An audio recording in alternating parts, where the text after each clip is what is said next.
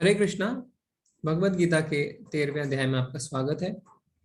इस अध्याय का नाम है क्षेत्र क्षेत्रज्ञ विभाग योग, या इसे प्रकृति पुरुष तथा चेतना भी कहा जाता है। तो आज से हमने जो है भगवत गीता के आखिरी 6 अध्यायों का अभ्यास शुरू कर दिया है, पठन शुरू किया है।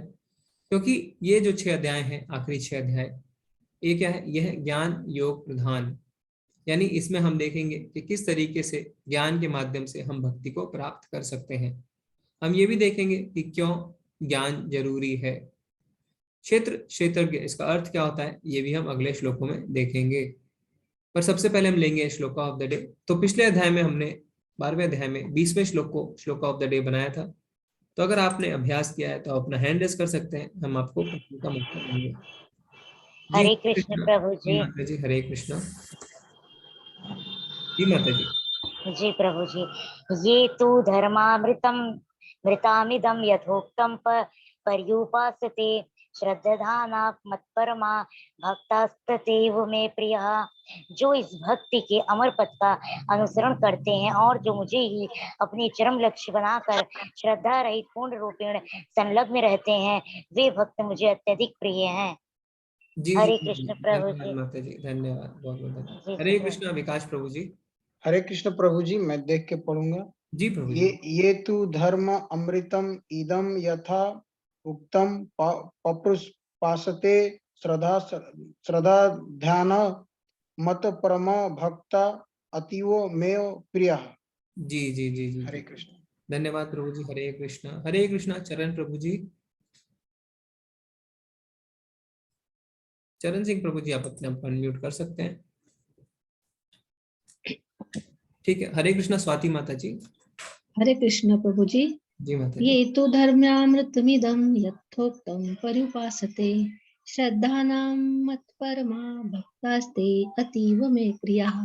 बहुत सुंदर माता जी, बहुत सुंदर, धन्यवाद। बहुत सुंदर। हरे कृष्णा, हरे कृष्णा दिग्विजय प्रभु जी।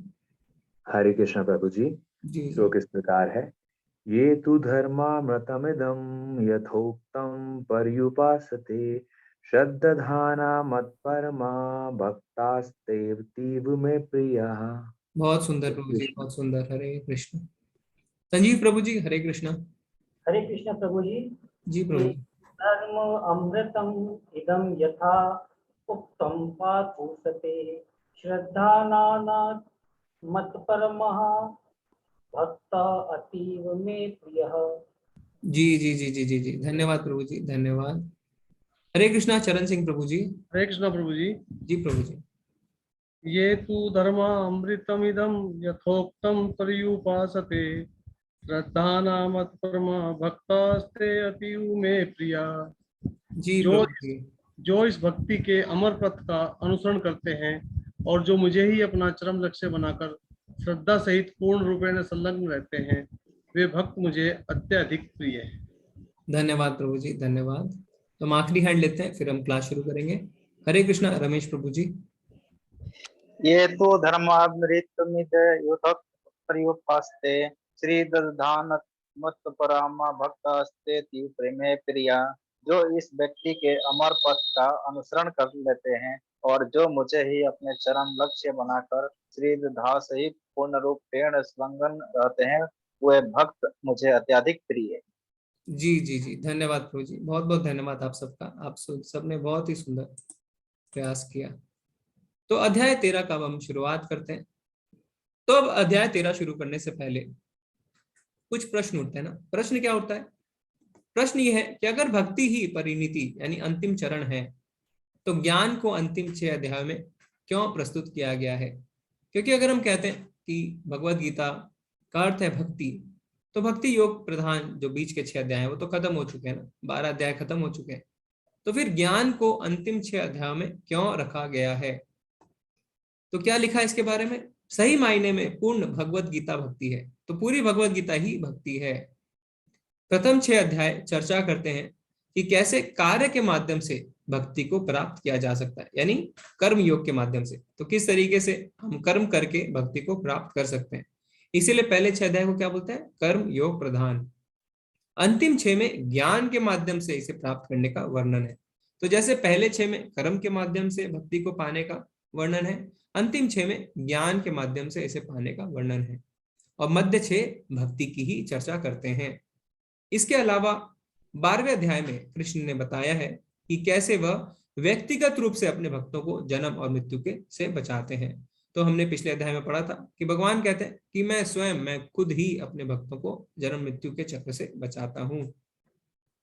अंतिम 6 अध्याय भौतिक दुनिया से खुद को निकालने के लिए आवश्यक दार्शनिक ज्ञान प्रदान करते हैं। तो ये अंतिम 6 अध्याय जो हैं ये बहुत ही ज्यादा हमारे लिए महत्वपूर्ण और बहुत ही ज्यादा इंटरेस्टिंग होने वाले हैं, क्योंकि हम देखेंगे कि किस तरीके से हम अपनी जिंदगी में व्यवहारिक रूप से इसको रिलेट कर सकते हैं ना। जो आने वाले और भी अध्याय हैं, जब हम प्रकृति के 3 गुणों के बारे में पढ़ेंगे और हम देखेंगे कि किस तरीके से हमारी जिंदगी की हर क्रिया, हर एक्टिविटी को हम जो है 3 गुणों में विभाजित कर सकते हैं। तो इससे हम देखेंगे कि किसे हम अपने आप को भौतिक दुनिया से निकाल सकते हैं। ज्ञान माया से छुटकारा पाने में सहायता करती है और हमें कृष्ण की ओर आकर्षित करती है। तो जब हमें ज्ञान होता है तो हमें वैराग्य आता है, और जब हमें वैराग्य आता है तो हम भौतिक चीजों से ऊपर उठते हैं, और जब हम भौतिक चीजों से ऊपर उठते हैं तो हम आध्यात्मिक की ओर बढ़ते हैं।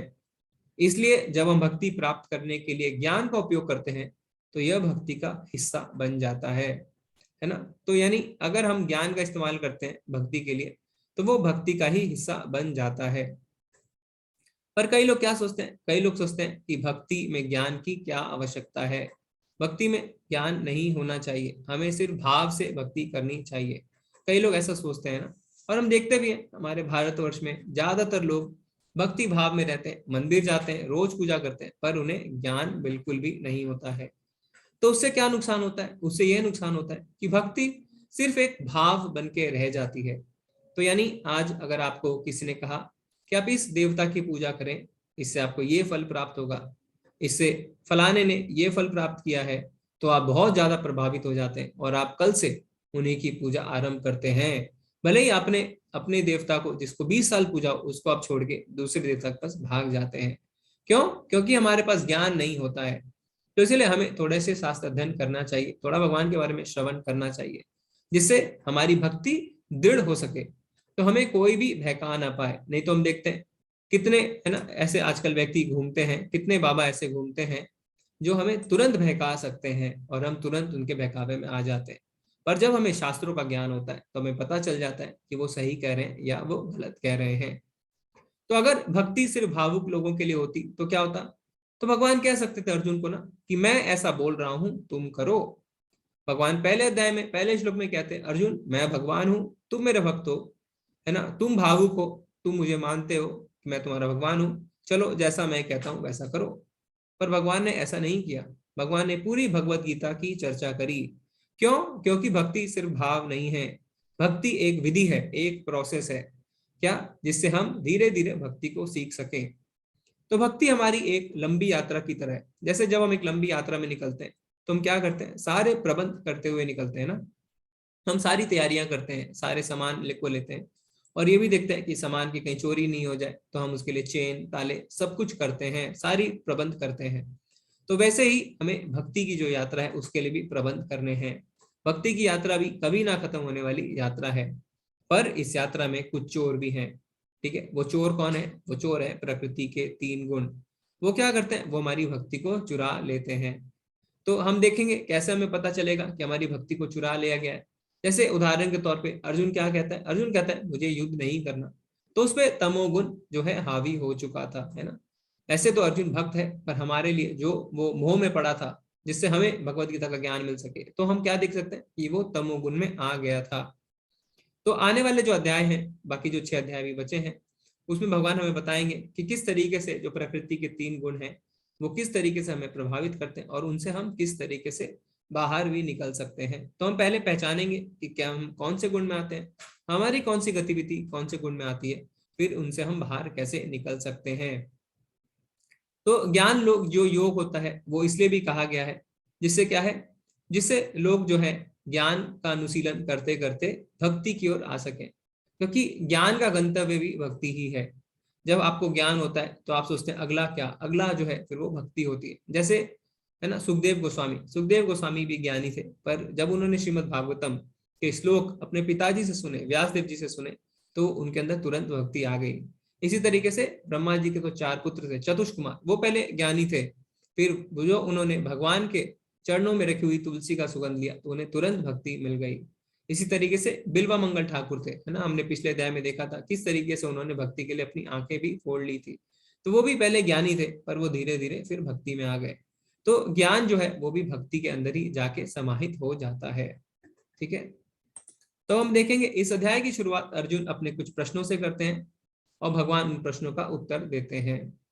तो भगवान अर्जुन क्या कहते हैं? अर्जुन उवाच प्रकृतिं पुरुषं चैव क्षेत्रं क्षेत्रज्ञम् एव च एतद्वेदितुम् इच्छामि ज्ञानं ज्ञेयं च केशव।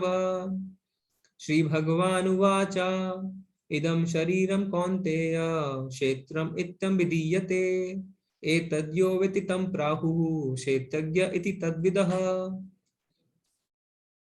अर्जुन ने कहा, हे कृष्ण, मैं प्रकृति एवं पुरुष यानी भोक्ता, क्षेत्र एवं क्षेत्रज्ञ तथा ज्ञान एवं ज्ञेय के विषय में जानने का इच्छुक हूं।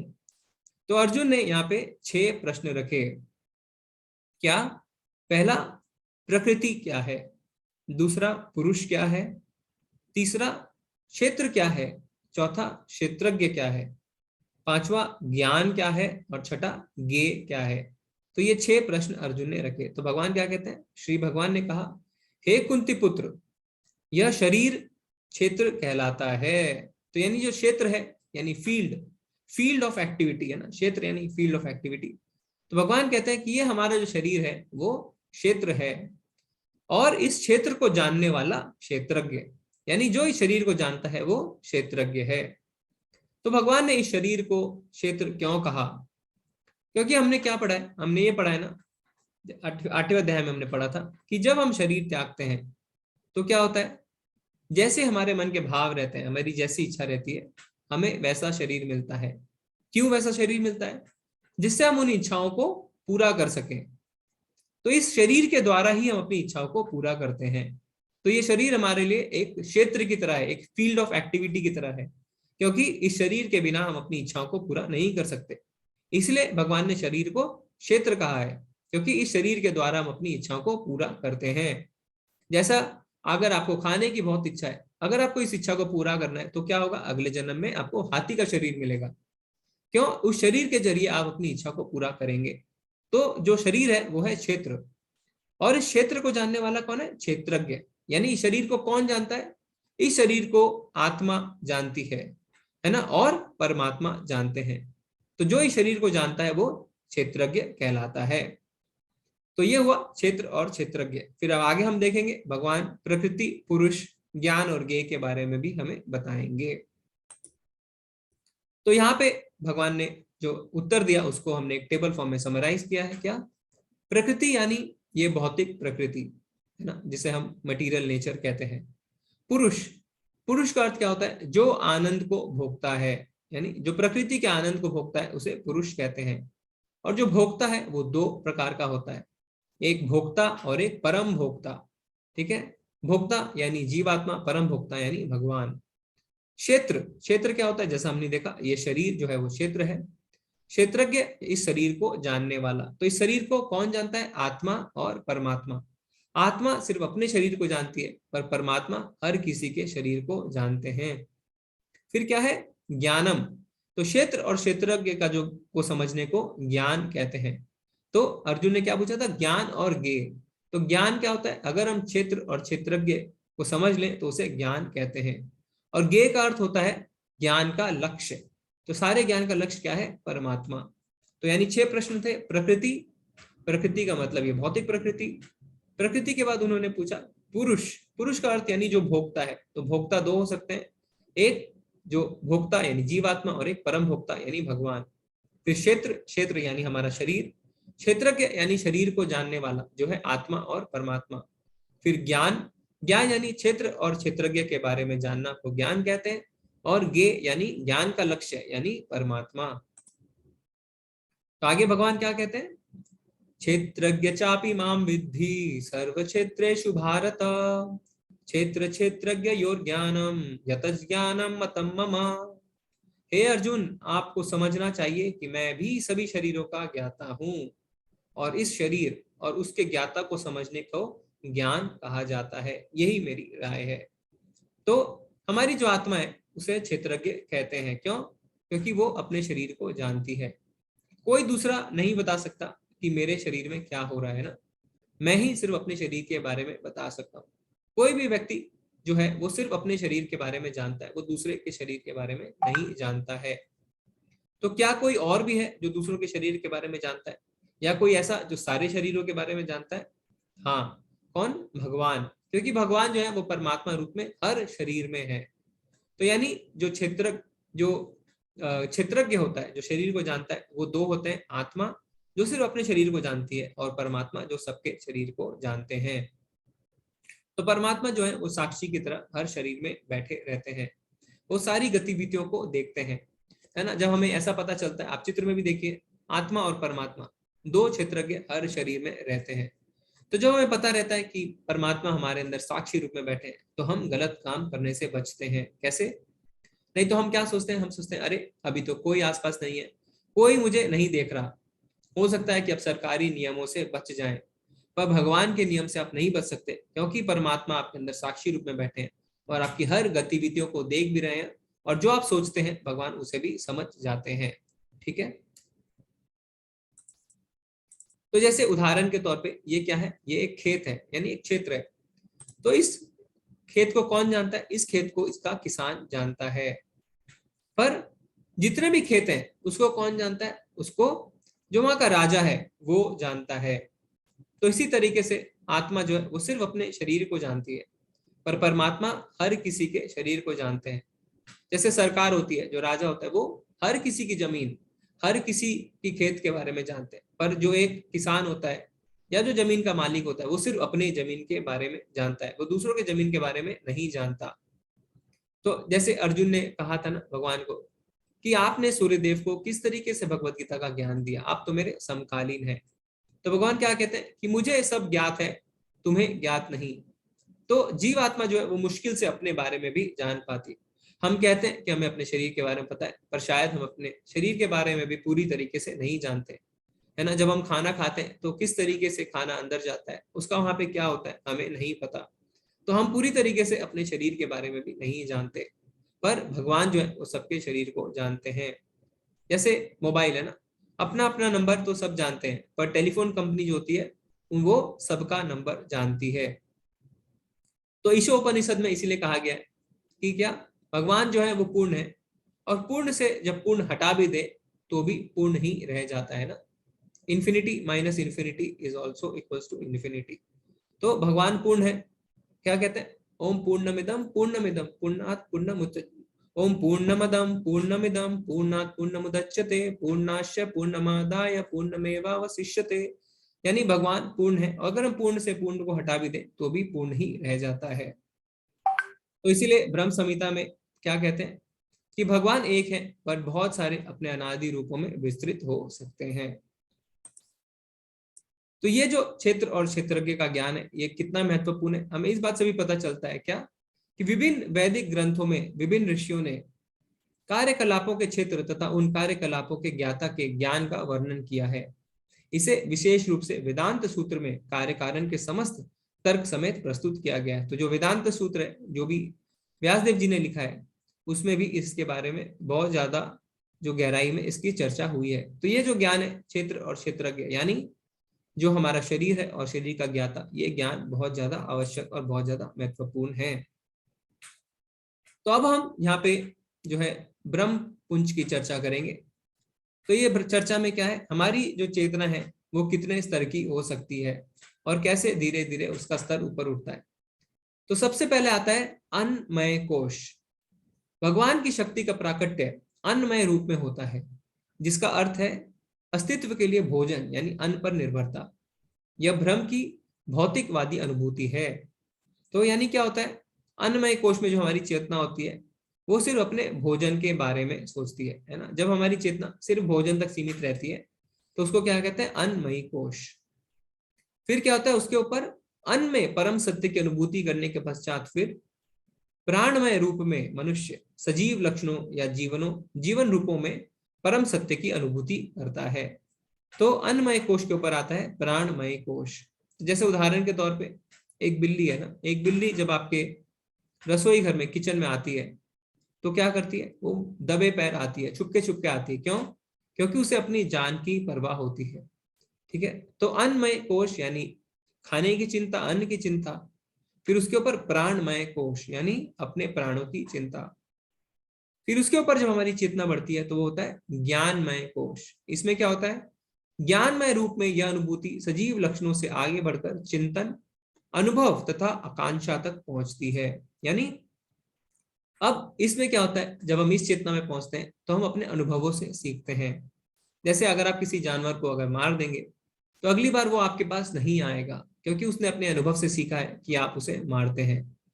तो यानी अन्नमय कोश से ऊपर उठ के प्राणमय कोश, उसके ऊपर उठ के ज्ञानमय कोश। तो ये जो तीन थे, ये जानवरों में और इंसानों में दोनों में पाए जाते हैं। ये जो तीन स्तर की चेतना है, अन्नमय कोश, प्राणमय कोश और ज्ञानमय कोश। पर अब जो अंत की जो दो और चेतना के लेवल है, जो चेतना के स्तर है, वो सिर्फ मनुष्यों में ही पाए जाते हैं। तो वो क्या है, तब ब्रह्मा की उच्चतर अनुभूति होती है, तब ब्रह्म की उच्चतर अनुभूति होती है, जिसे विज्ञानमय रूप कहते हैं, जिससे जीव के मन तथा जीवन के लक्षणों को जीव से भिन्न समझा जाता है। तो इसके ऊपर आता है विज्ञानमय कोश। तो इसमें हम जिज्ञासा कर सकते हैं ना, कि हमारे जीवन में दुख क्यों आ रहा है, वास्तविक सुख हमें कैसे मिलेगा, सुख दुख क्या है, ये सारी जिज्ञासा हम कर सकते हैं। ये जानवर जिज्ञासा नहीं कर सकते। तो ये चेतना सिर्फ इंसान के अंदर, मनुष्य के अंदर ही पाई जाती है, जिसे हम कहते हैं विज्ञानमय कोश। जैसे बकरा है ना, एक बकरा कसाई की दुकान में क्या है, लाइन में लगा रहता है, अगला नंबर हो सकता है कटने का उसी का हो, पर वो सिर्फ खाने में ही व्यस्त रहता है। पर मनुष्य क्या करता है, मनुष्य ऐसा नहीं है, वो जिज्ञासा करता है ना, कि ब्रह्म क्या है, भगवान क्या है, मैं कौन हूं, मेरा भगवान से क्या संबंध है। फिर उसके ऊपर आता है आनंदमय कोश। उसके पश्चात परम अवस्था आती है जो आनंदमय है, अर्थात सर्व आनंदमय प्रकृति की अनुभूति है। इस प्रकार से ब्रह्म अनुभूति की 5 अवस्थाएं हैं, जिसे ब्रह्म पुंज कहते हैं। तो आनंदमय कोश में क्या होता है, इसमें भगवान की अनुभूति हम करने लगते हैं और भगवान से जुड़ जाते हैं। तो इसलिए हमें अपने मनुष्य शरीर का सदुपयोग करना चाहिए। हमें आहार, निद्रा, भय, मैथुन, इनमें अपना जीवन व्यर्थ नहीं करना चाहिए, क्योंकि ये तो जानवर भी करते हैं। अन्नमय, प्राणमय और ज्ञानमय कोश, तो ये चेतना तो जानवरों में भी होती है, पर हमें विज्ञानमय और आनंदमय कोश की ओर भी बढ़ना चाहिए। इनमें से प्रथम 3 अन्नमय, प्राणमय तथा ज्ञानमय अवस्थाएं जीवों के कार्यकलापों के क्षेत्रों में संबंधित होती है। परमेश्वर इन कार्यकलापों के क्षेत्रों से परे हैं और आनंदमय हैं। तो यहाँ पे हम देखते हैं कि कैसे हमारे अपनी चेतना को अन्नमय से ऊपर उठा के प्राणमय, प्राणमय से ऊपर उठा के ज्ञानमय, उससे ऊपर विज्ञानमय और उसके ऊपर आनंदमय में तक ले जाना है। अब यहाँ पे हम देखेंगे कि जो हमारा शरीर है, यानी जो क्षेत्र है, वो किस प्रकार से बना है। तो यहाँ पे भगवान बताएंगे कि किस तत्वों से हमारा शरीर बना है। पंच महाभूत, अहंकार, बुद्धि, अव्यक्त यानी तीनों गुणों की अप्रकट अवस्था, 10 इंद्रियां तथा मन, 5 इंद्रिय विषय, इच्छा, द्वेष, सुख दुख, संघात, जीवन के लक्षण तथा धैर्य, इन सब को संक्षेप में कर्म का क्षेत्र तथा उसकी अंतःक्रियाएं, विकार कहा जाता है। तो हमारा शरीर जो है वो 24 तत्वों से बना है ना। क्या है, 5 जो है वो 5 महाभूत यानी जल, पृथ्वी, अग्नि, वायु, आकाश। फिर उसके बाद हमारी 5 कर्म इंद्रियां यानी हाथ, पैर, मुंह, गदा, उपस्थ। फिर 5 ज्ञान इंद्रियां यानी आंख, नाक, कान, मुंह, त्वचा। ठीक है, तो कितने हो गए, 15। फिर क्या है, 5 उसके इंद्र विषय यानी रूप, गंध, शब्द, ध्वनि और स्पर्श, तो हो गए 20। ठीक है, फिर मन, बुद्धि, अहंकार, ये हो गए 23। और एक जो होता है वो कहते हैं हमें प्रधान जिस्म कहते हैं, यानी प्रकृति के तीनों गुणों की अप्रकट अवस्था। तो कुल मिला के 24 तत्व होते हैं जिससे हमारा शरीर बनता है। ठीक है, तो यहाँ पे भगवान ने बताया है कि किस तरीके से ये लक्षण प्रकट होते हैं। अब यहाँ पे भगवान हमें ज्ञान के बारे में बताएंगे। तो भगवान ने हमें क्षेत्रज्ञ के बारे में बताया। अब भगवान हमें बताएंगे कि ज्ञान क्या है। तो आप बहुत ध्यान देके सुनिएगा, इसमें भगवान को 20 लक्षण बताते हैं ज्ञान के, और वैसा बताने के बाद भगवान कहते हैं कि इसको छोड़ के जो भी है वो अज्ञान है। तो यानी इस 20 बिंदुओं में ज्ञान को भगवान ने समेटा है, क्योंकि इसके अलावा जो है वो भगवान कहते हैं वो अज्ञान है। तो इसमें हम सारे बिंदुओं को पढ़ेंगे और कुछ बिंदुओं की चर्चा करेंगे। तो भगवान क्या कहते हैं? अमानित्वम अदम्भित्वम अहिंसा शांतिर आर्जवम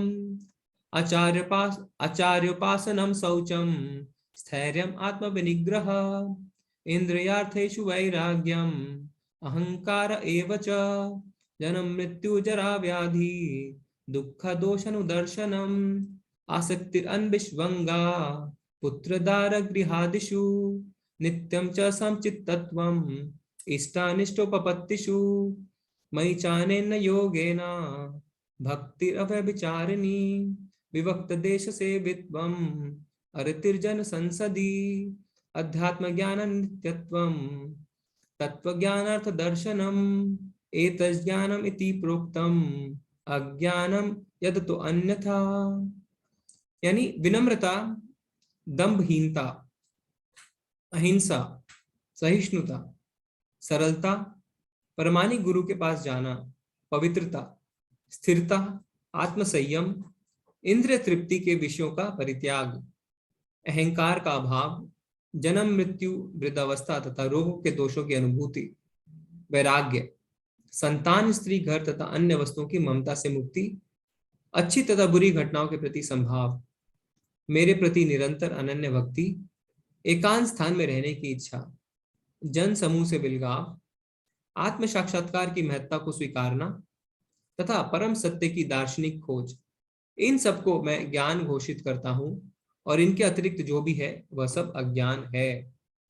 तो भगवान ने यहाँ पे कुल मिला के 20 बिंदु बताए जो ज्ञान है, बाकी सब अज्ञान है। तो यहाँ पे हम कुछ मुख्य बिंदुओं की चर्चा करेंगे। तो पहला क्या कहते हैं भगवान कि प्रामाणिक गुरु के पास जाना, यानी आचार्य की शरण में जाना। तो हमें अपनी बुद्धि से कोई भी ज्ञान नहीं ग्रहण करना चाहिए, हमें भगवान की गुरु की शरण में जाना चाहिए, उनकी सेवा करनी चाहिए और उनसे विनीत भाव से जिज्ञासा करनी चाहिए। क्योंकि हम देखते हैं कि भगवान भी गुरु को स्वीकारते हैं ना। कृष्ण जी ने संदीपनी मुनि को स्वीकारा, राम जी ने भी वशिष्ठ मुनि को स्वीकारा, तो हमें उनसे सीखना चाहिए। तो आचार्य को भगवान कहते हैं कि मेरी तरह ही समझो, ठीक है, मेरी तरह ही उनका आदर करो। फिर क्या कहते हैं यहाँ पे भगवान? जन्म मृत्यु जरा व्याधि ना, यानी ये जो जन्म मृत्यु जरा व्याधि है, इन्हीं को वास्तविक समस्या हमें समझनी चाहिए। असली समस्या यही है, पैसा ना होना, फेल हो जाना इत्यादि, ये सब समस्याएं नहीं है। क्यों?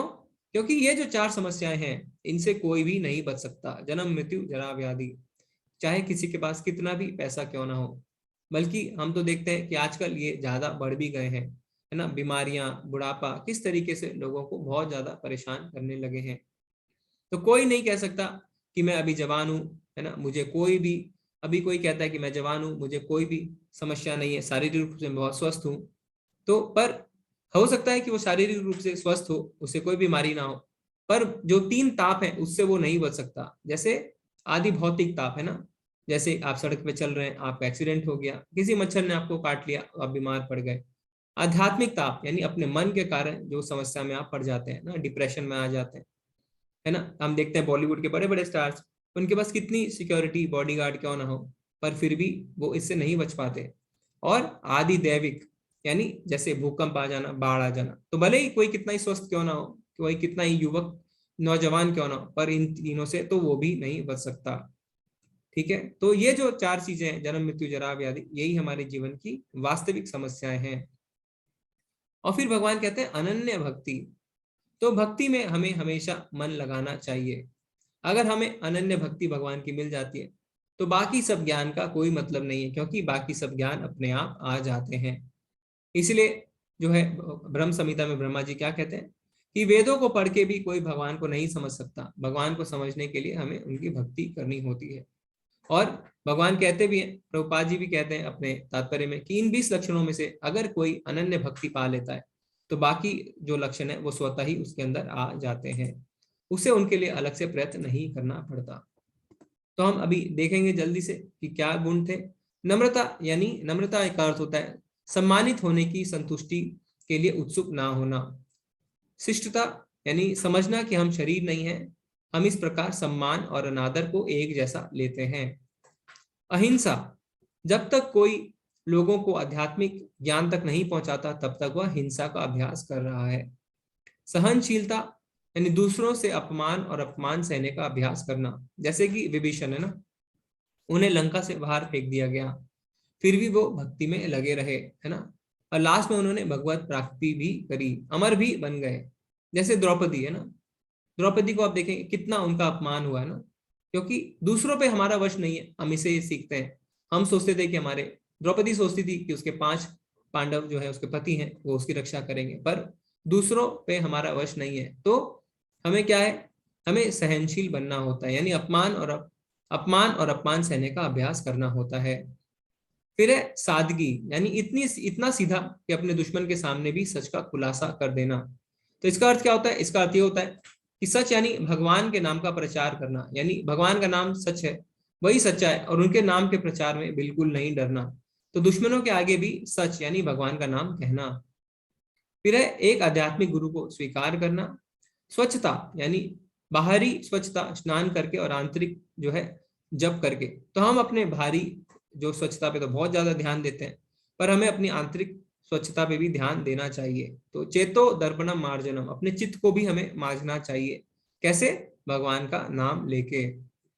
फिर है स्थिरता, यानी स्थिरता में क्या है? आध्यात्मिक जीवन में प्रगति करने का दृढ़ संकल्प। तो अगर हम संकल्प लेते हैं कि हमें एक माला करेंगे, तो हमें एक माला दृढ़ता से करनी चाहिए। आत्म संयम, आध्यात्मिक उन्नति के प्रतिकूल कुछ भी अस्वीकार करना, इंद्रियों को नियमित रखना। इंद्रिय वस्तुओं का त्याग, यानी अनावश्यक मांगों को पूरा करने के लिए नहीं, केवल भक्ति सेवा के लिए, शरीर को फिट रखने के लिए कृतज्ञ। तो आजकल हम देखते हैं क्या, आजकल तो इंद्रिय तृप्ति ही जो है सक्सेस का मापदंड बन गई है ना। जो जितना ज्यादा इंद्रिय तृप्ति करता है उतना ज्यादा हम उसे सक्सेसफुल मानते हैं, पर ये गलत है, ये शास्त्र के अनुसार नहीं है। झूठे अहंकार की अनुपस्थिति, अस्वीकार कि मैं शरीर हूं या मन हूं, स्वीकार करें कि मैं कृष्ण का सेवक हूं। जीवेर स्वरूप होए कृष्णेर नित्यदास। बुराई की धारणा, उचित स्रोत से इनके बारे में नियमित रूप से सुने, भौतिक जीवन से घृणा करें। फिर अनासक्ति, कृष्ण के लिए सब कुछ बलिदान करने को तैयार रहना। पत्नी, बच्चों, परिवार आदि के साथ कोई उलझाव नहीं। यदि आप इसे कृष्ण चेतना तरीके से कर सकते हैं तो उसका अभ्यास करना, लेकिन त्याग कर कृष्ण चेतना के प्रतिकूल। यानी इसका अर्थ क्या हुआ? परिवार को छोड़ना नहीं है, उनको भी भक्ति में लगाना है, और परिवार से ज्यादा आसक्ति नहीं रखनी।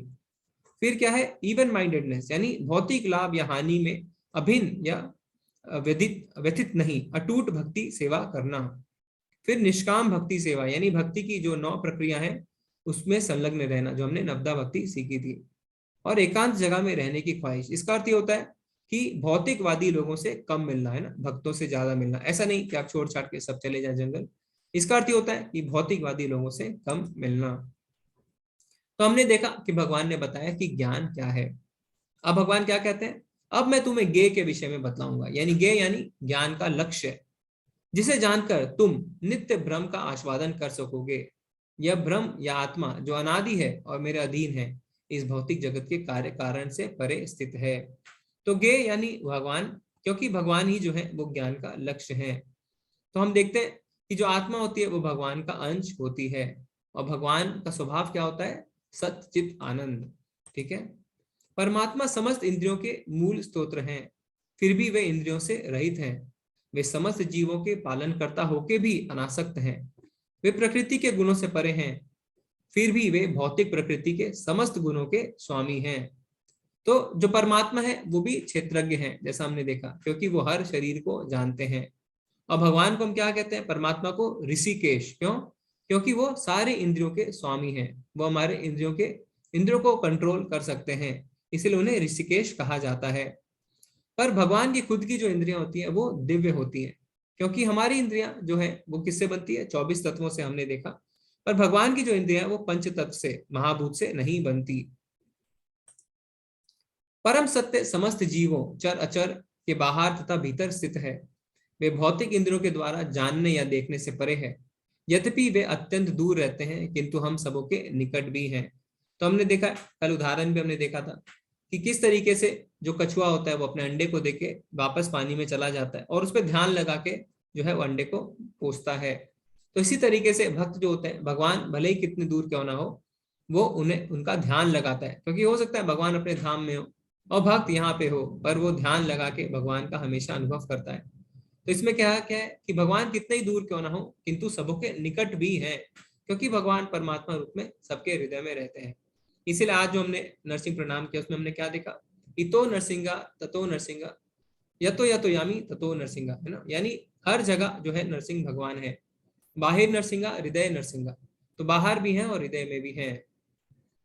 और हम देखते हैं कि विराट रूप में भी हमने जो 11वें अध्याय में देखा था कि उनको देखने के लिए भगवान अपना दिव्य चक्षु देते हैं। क्यों? क्योंकि हम भौतिक चक्षु से भगवान को नहीं देख सकते।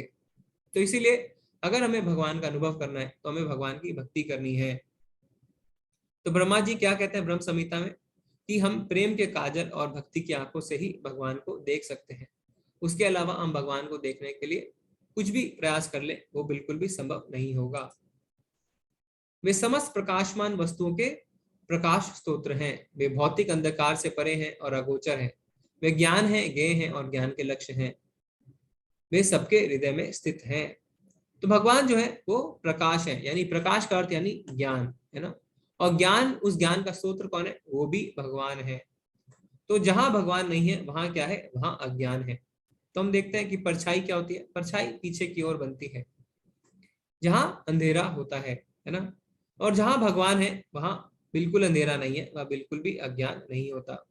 ठीक है, तो हमने यहाँ पे अब क्या समझा? हमने ये समझा कि ज्ञे यानी ज्ञान का लक्ष्य कौन है? ज्ञान का लक्ष्य भगवान ही है। इस प्रकार मैंने कर्म क्षेत्र यानी शरीर, ज्ञान तथा ज्ञे का संक्षेप में वर्णन किया। इसे केवल मेरे भक्त ही पूरी तरह समझ सकते हैं और इस तरह मेरे स्वभाव को प्राप्त हो सकते हैं। तो भगवान ने हमें यहाँ पे बता दिया, क्या बताया? कि कर्म क्षेत्र यानी शरीर के बारे में बताया, ज्ञान के बारे में बताया और ज्ञेय के बारे में बताया। पर यह बताने के बाद भगवान क्या कहते हैं कि केवल मेरे भक्त ही इसे समझ सकते हैं। तो अभी तक जो भी भगवान ने बताया वो सिर्फ उनके भक्त समझ सकते हैं। अपनी मानसिक है ना शक्तियों से हम भगवान को नहीं समझ सकते। हमें भगवान की भक्ति करनी होगी, क्योंकि भक्ति के द्वारा ही भगवान को समझा जा सकता है। तो इसीलिए अगर आपने अभी तक एक माला आरंभ नहीं करी है तो आपसे अनुरोध है कि कम से कम आप एक माला शुरू करें, क्योंकि जब आप माला करना शुरू करते हैं तो भक्ति में धीरे धीरे आप आगे बढ़ते हैं। अगर हम भक्ति नहीं करेंगे तो हम भगवत गीता के ज्ञान को नहीं समझ पाएंगे, है ना। हम भी फिर धृतराष्ट्र की तरह हो जाएंगे, जिसने सुना सब कुछ पर एक कान से सुना और दूसरे से निकाल दिया, क्योंकि वो भगवान का भक्त नहीं था, वो भगवान से ईर्ष्या और द्वेष करता था। प्रकृति तथा जीवों को अनादि समझना चाहिए। उनके विकार तथा गुण प्रकृति जन्य है। तो भगवान यहाँ पे अब प्रकृति के बारे में बता रहे हैं। क्या बता रहे हैं? कि प्रकृति जो है वो भी जीवात्मा की तरह सनातन है। तो प्रकृति हम देखते हैं कि कभी बनती है, कभी बिगड़ती है, पर उसका अस्तित्व जो है वो हमेशा बना रहता है। इसीलिए भगवान क्या कहते हैं कि प्रकृति जो है वो भी जीवों की तरह अनादि है। अनादि यानी सनातन है, यानी जिसका कोई भी बिगनिंग नहीं है, वो हमेशा से थी, यानी प्रकृति भी हमेशा से थी। ठीक है, अब भगवान क्या बताते हैं हम देखते हैं। कार्य कारण कर्तृत्वे हेतु प्रकृति उच्यते पुरुष सुख दुखानां भोक्तृत्वे हेतु उच्यते। प्रकृति समस्त भौतिक कारणों तथा कार्य यानी परिणामों की हेतु कही जाती है और जीव यानी पुरुष इस संसार में विविध सुख दुख के भोग का कारण कहा जाता है। तो हमने पहले भी चर्चा करी थी इस बारे में कि जैसी हमारी इच्छा रहती है, जैसी विशेष इच्छा हमारी रहती है, वैसा हमें शरीर प्राप्त होता है। तो आप देखिए चित्र में, ये इंसान जो मनुष्य है वो कुछ भी खाता है ना, वो कुछ भी खा रहा है, उसे ये नहीं पता कि उसे सिर्फ सात्विक भोजन करना चाहिए। और क्या होता है, क्योंकि उसकी इच्छा रहती है कि मैं सिर्फ खाऊं, मैं कुछ भी खाऊं, तो आप देख सकते हैं किस तरीके से फिर अगले जन्म में वो शुकर बन जाता है। क्यों? क्योंकि उसे उसी तरीके का शरीर मिलता है कि वो कुछ भी खा सके, वो मल मूत्र भी खा सके, है ना। तो जो शुकर है वो रसगुल्ला भी खाता है पर साथ में मल भी खाता है। तो इसी तरीके से जैसी हमारी विशेष इच्छा होती है वैसा हमें शरीर प्राप्त हो जाता है। और प्रकृति के कारण जो है वो कर्म करने को बाध्य होता है, यानी अगर उसे शुकर का शरीर मिल गया है तो प्रकृति उसे बाध्य कर देती है कि उसे मल खाना ही पड़ेगा। एक सुकर ये नहीं कह सकता कि मैं मल नहीं खाऊंगा। क्यों? क्योंकि प्रकृति जैसा शरीर देती है वैसा हमें बद्ध हो जाना पड़ता है, वैसा हमें कार्य करना ही पड़ता है। तो सारे कार्य हमने देखा था, सारे कार्य प्रकृति करती है, पर जीव जो है वो सुख और दुखों को भोगता रहता है। क्यों? क्योंकि हम अपने आप को शरीर मान बैठते हैं ना। तो हमने क्या देखा था? प्रकृति है क्रियमाणानि गुणे कर्माणि सर्वशः अहंकार विमूढ़ आत्मा कर्ता हम इति मन्यते। क्योंकि हम अपने आप को कर्ता मानते हैं, हम सोचते हैं कि हमने किया, हम अपने आप को शरीर मानते हैं, तो क्या होता है? तो हम सुख और दुख भोगते हैं, बल्कि वास्तव में प्रकृति के 3 गुण ही सारा कार्य करते हैं। तो भगवान यहाँ पे क्या बताते हैं? पुरुष प्रकृतिस्थो ही भुंक्ते प्रकृति जान गुणान कारणम गुण संगोष्य सद असद्योनि जन्मसु। इस प्रकार जीव प्रकृति के तीनों गुणों का भोग करता हुआ प्रकृति में ही जीवन बिताता है। यह उस प्रकृति के साथ उसकी संगति के कारण है। इस तरह उसे उत्तम तथा अधम योनियां मिलती रहती हैं। तो भगवान यहाँ पे साफ साफ बता देते हैं कि जो प्रकृति को भोगता रहता है वो प्रकृति में ही अपना जीवन बिताता रहता है। तो आप चित्र में देख सकते हैं कि बार बार उसे उत्तम और उधम योनियां मिलती रहती हैं। तो कभी वो समुद्र के अंदर का जीव बनता है, कभी पेड़ पौधा बनता है, कभी तितली इत्यादि बनता है, कभी वो जमीन पे रेंगने वाला जानवर बनता है, कभी हवा में उड़ने वाला पक्षी बनता है, तो कभी वो पशु बनता है और कभी वो इंसान बनता है। इस तरीके से उत्तम और अधम योनियां उसे मिलती रहती है। क्यों?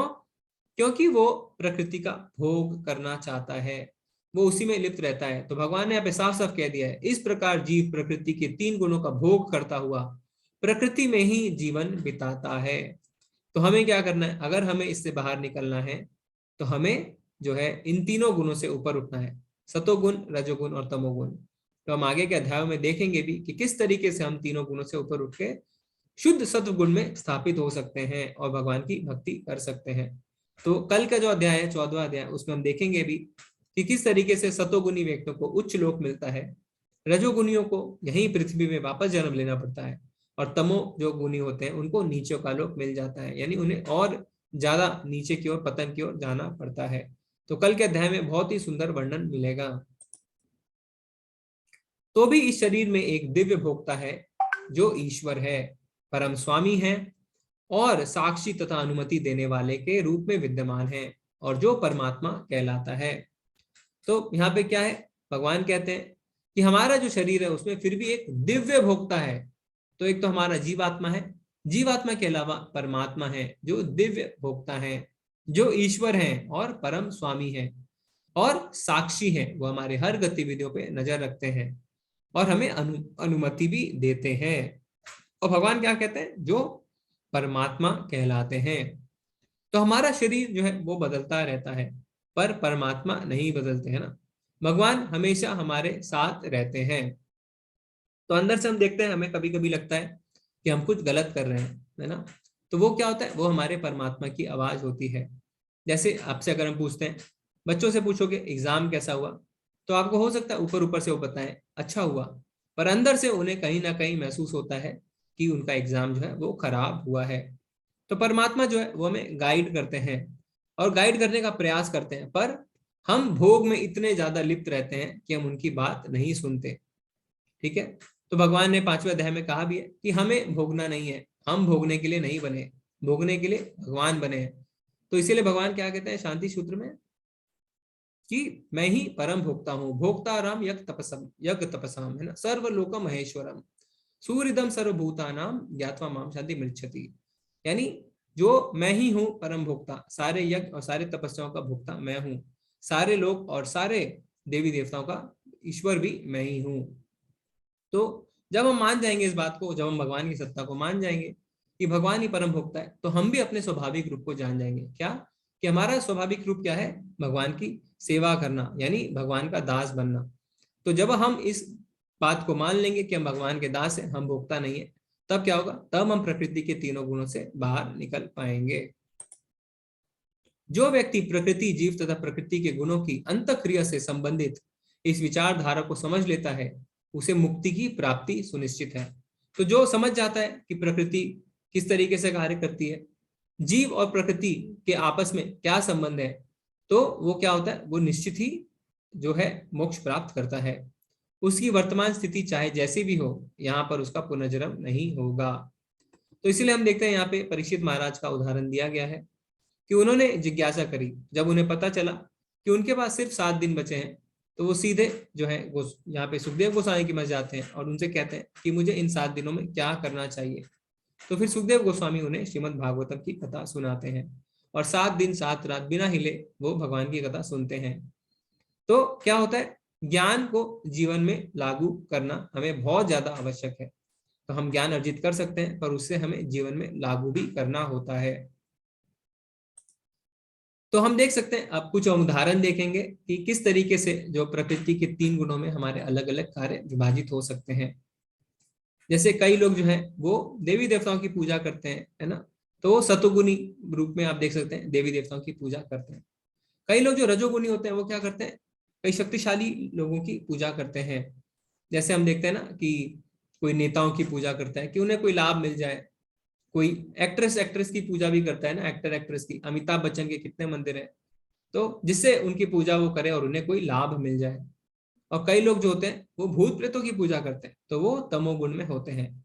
तो जब हम किसी लाभ से, है ना, पूजा करते हैं तो रजोगुणी कहलाते हैं। जब हम नुकसान, किसी को नुकसान पहुंचाने के लिए, है ना, कुछ करते हैं, भूत प्रेतों की पूजा करते हैं, तो उसे तमोगुणी कहा जाता है। और अगले अध्याय में हम इसे बहुत ज्यादा विस्तृत रूप से चर्चा करने वाले हैं। इसी तरीके से हम देख सकते हैं कि जब हम किताबें पढ़ते हैं तो किस तरीके से वो 3 गुणों में आ सकते हैं। जब हम अच्छे तरीके से बैठ के पूरे ध्यान के साथ पढ़ते हैं तो उसे सतोगुणी कहा जाता है। पर अगर हम लेट के अपने आराम से पढ़ें तो वो रजोगुणी कहा जाता है। पर तमोगुणी जो होता है वो क्या करता है, उसे कोई भी परवाह नहीं रहती, वो अज्ञान में रहता है ना, वो पढ़ते पढ़ते सो भी जाता है। तो हम देख सकते हैं किस तरीके से हम जो हमारी पढ़ाई की आदतें हैं वो रजोगुणी, सतोगुणी और तमोगुणी हो सकती है।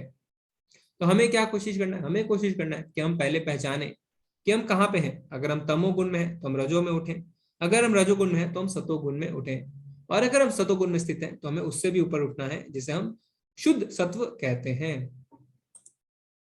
इसी तरीके से जब बच्चे परीक्षा देने जाते हैं तो भी 3 गुणों में हम उसे विभाजित कर सकते हैं। हम जीवन के हर कार्य को 3 गुणों में विभाजित कर सकते हैं और देख सकते हैं कि हम कौन से गुण में हैं। तो सतोगुण में क्या होता है, सतोगुणी बच्चे अपने पेपर पे ध्यान देते हैं, उन्हें जो आता है वो लिखते हैं, इधर उधर नहीं झांकते।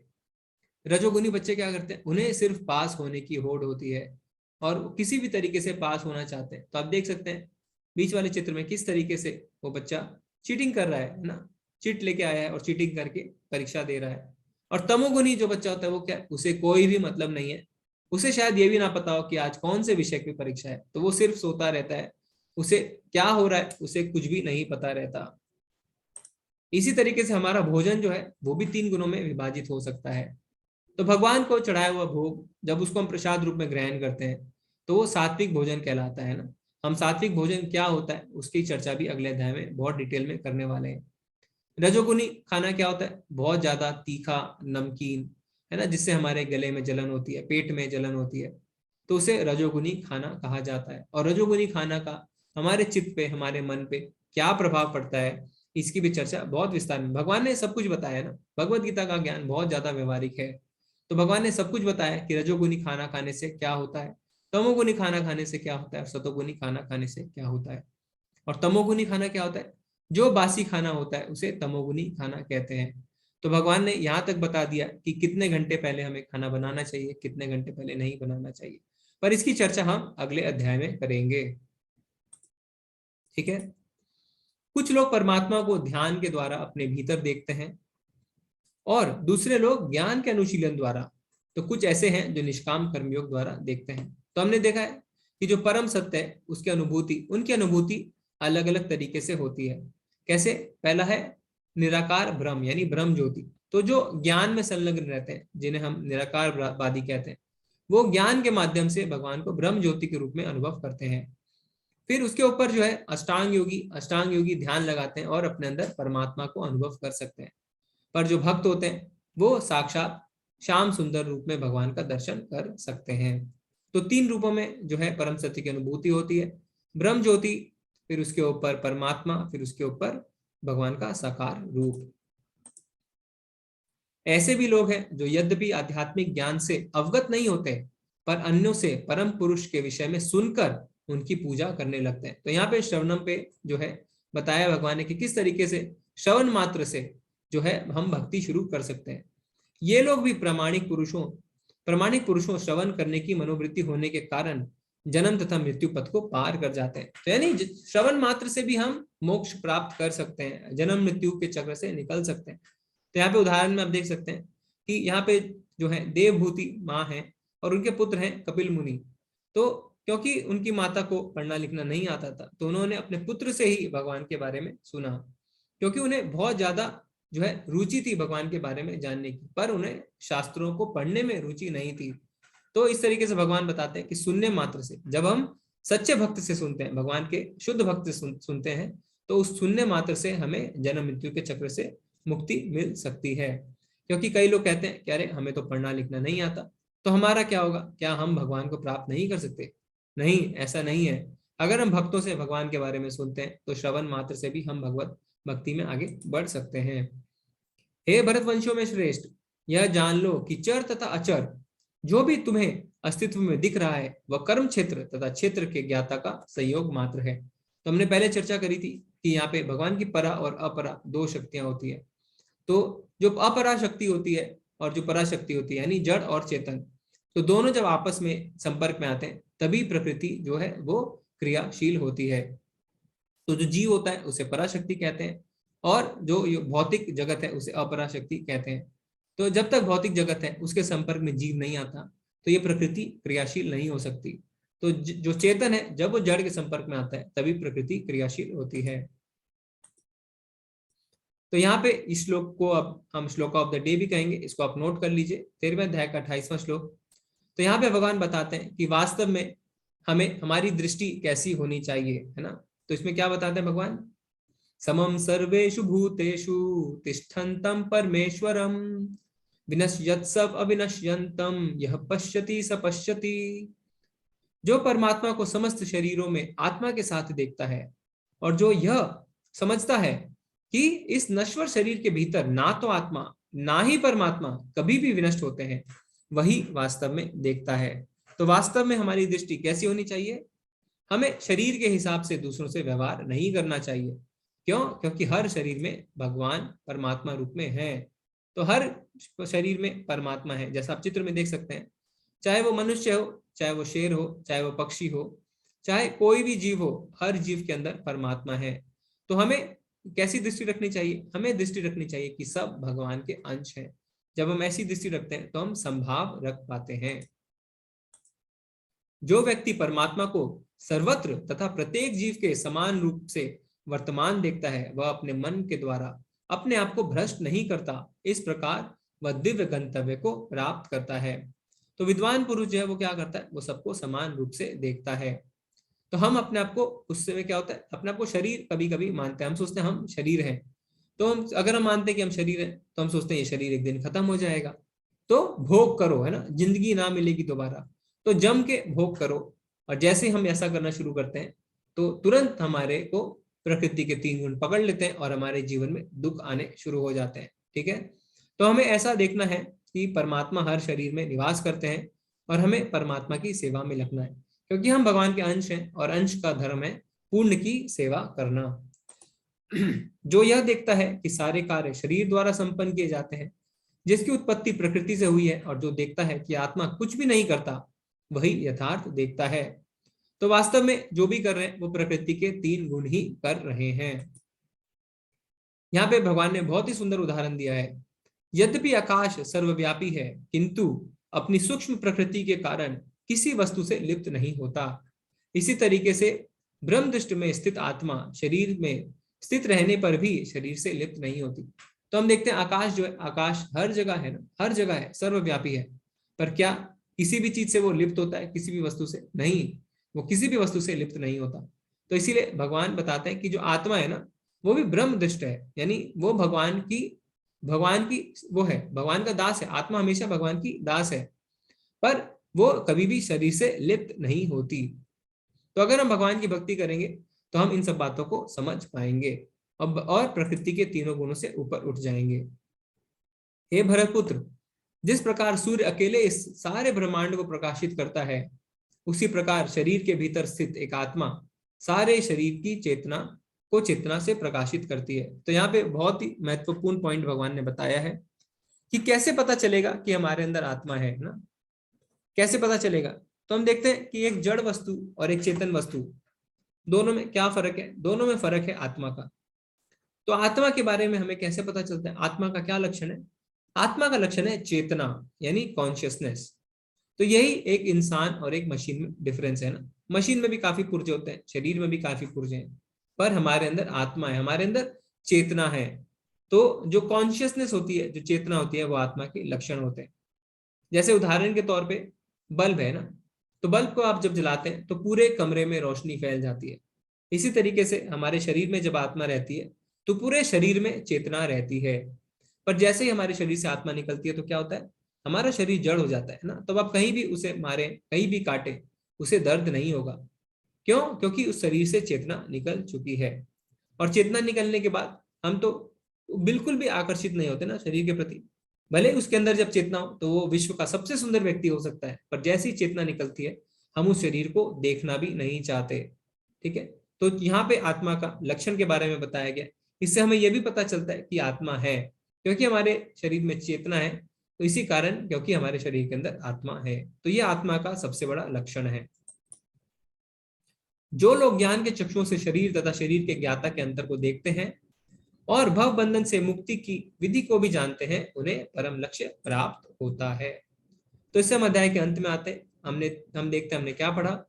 तो अर्जुन के 6 प्रश्न हमने देखे और किस तरीके से भगवान ने उन 6 प्रश्न का जवाब दिया।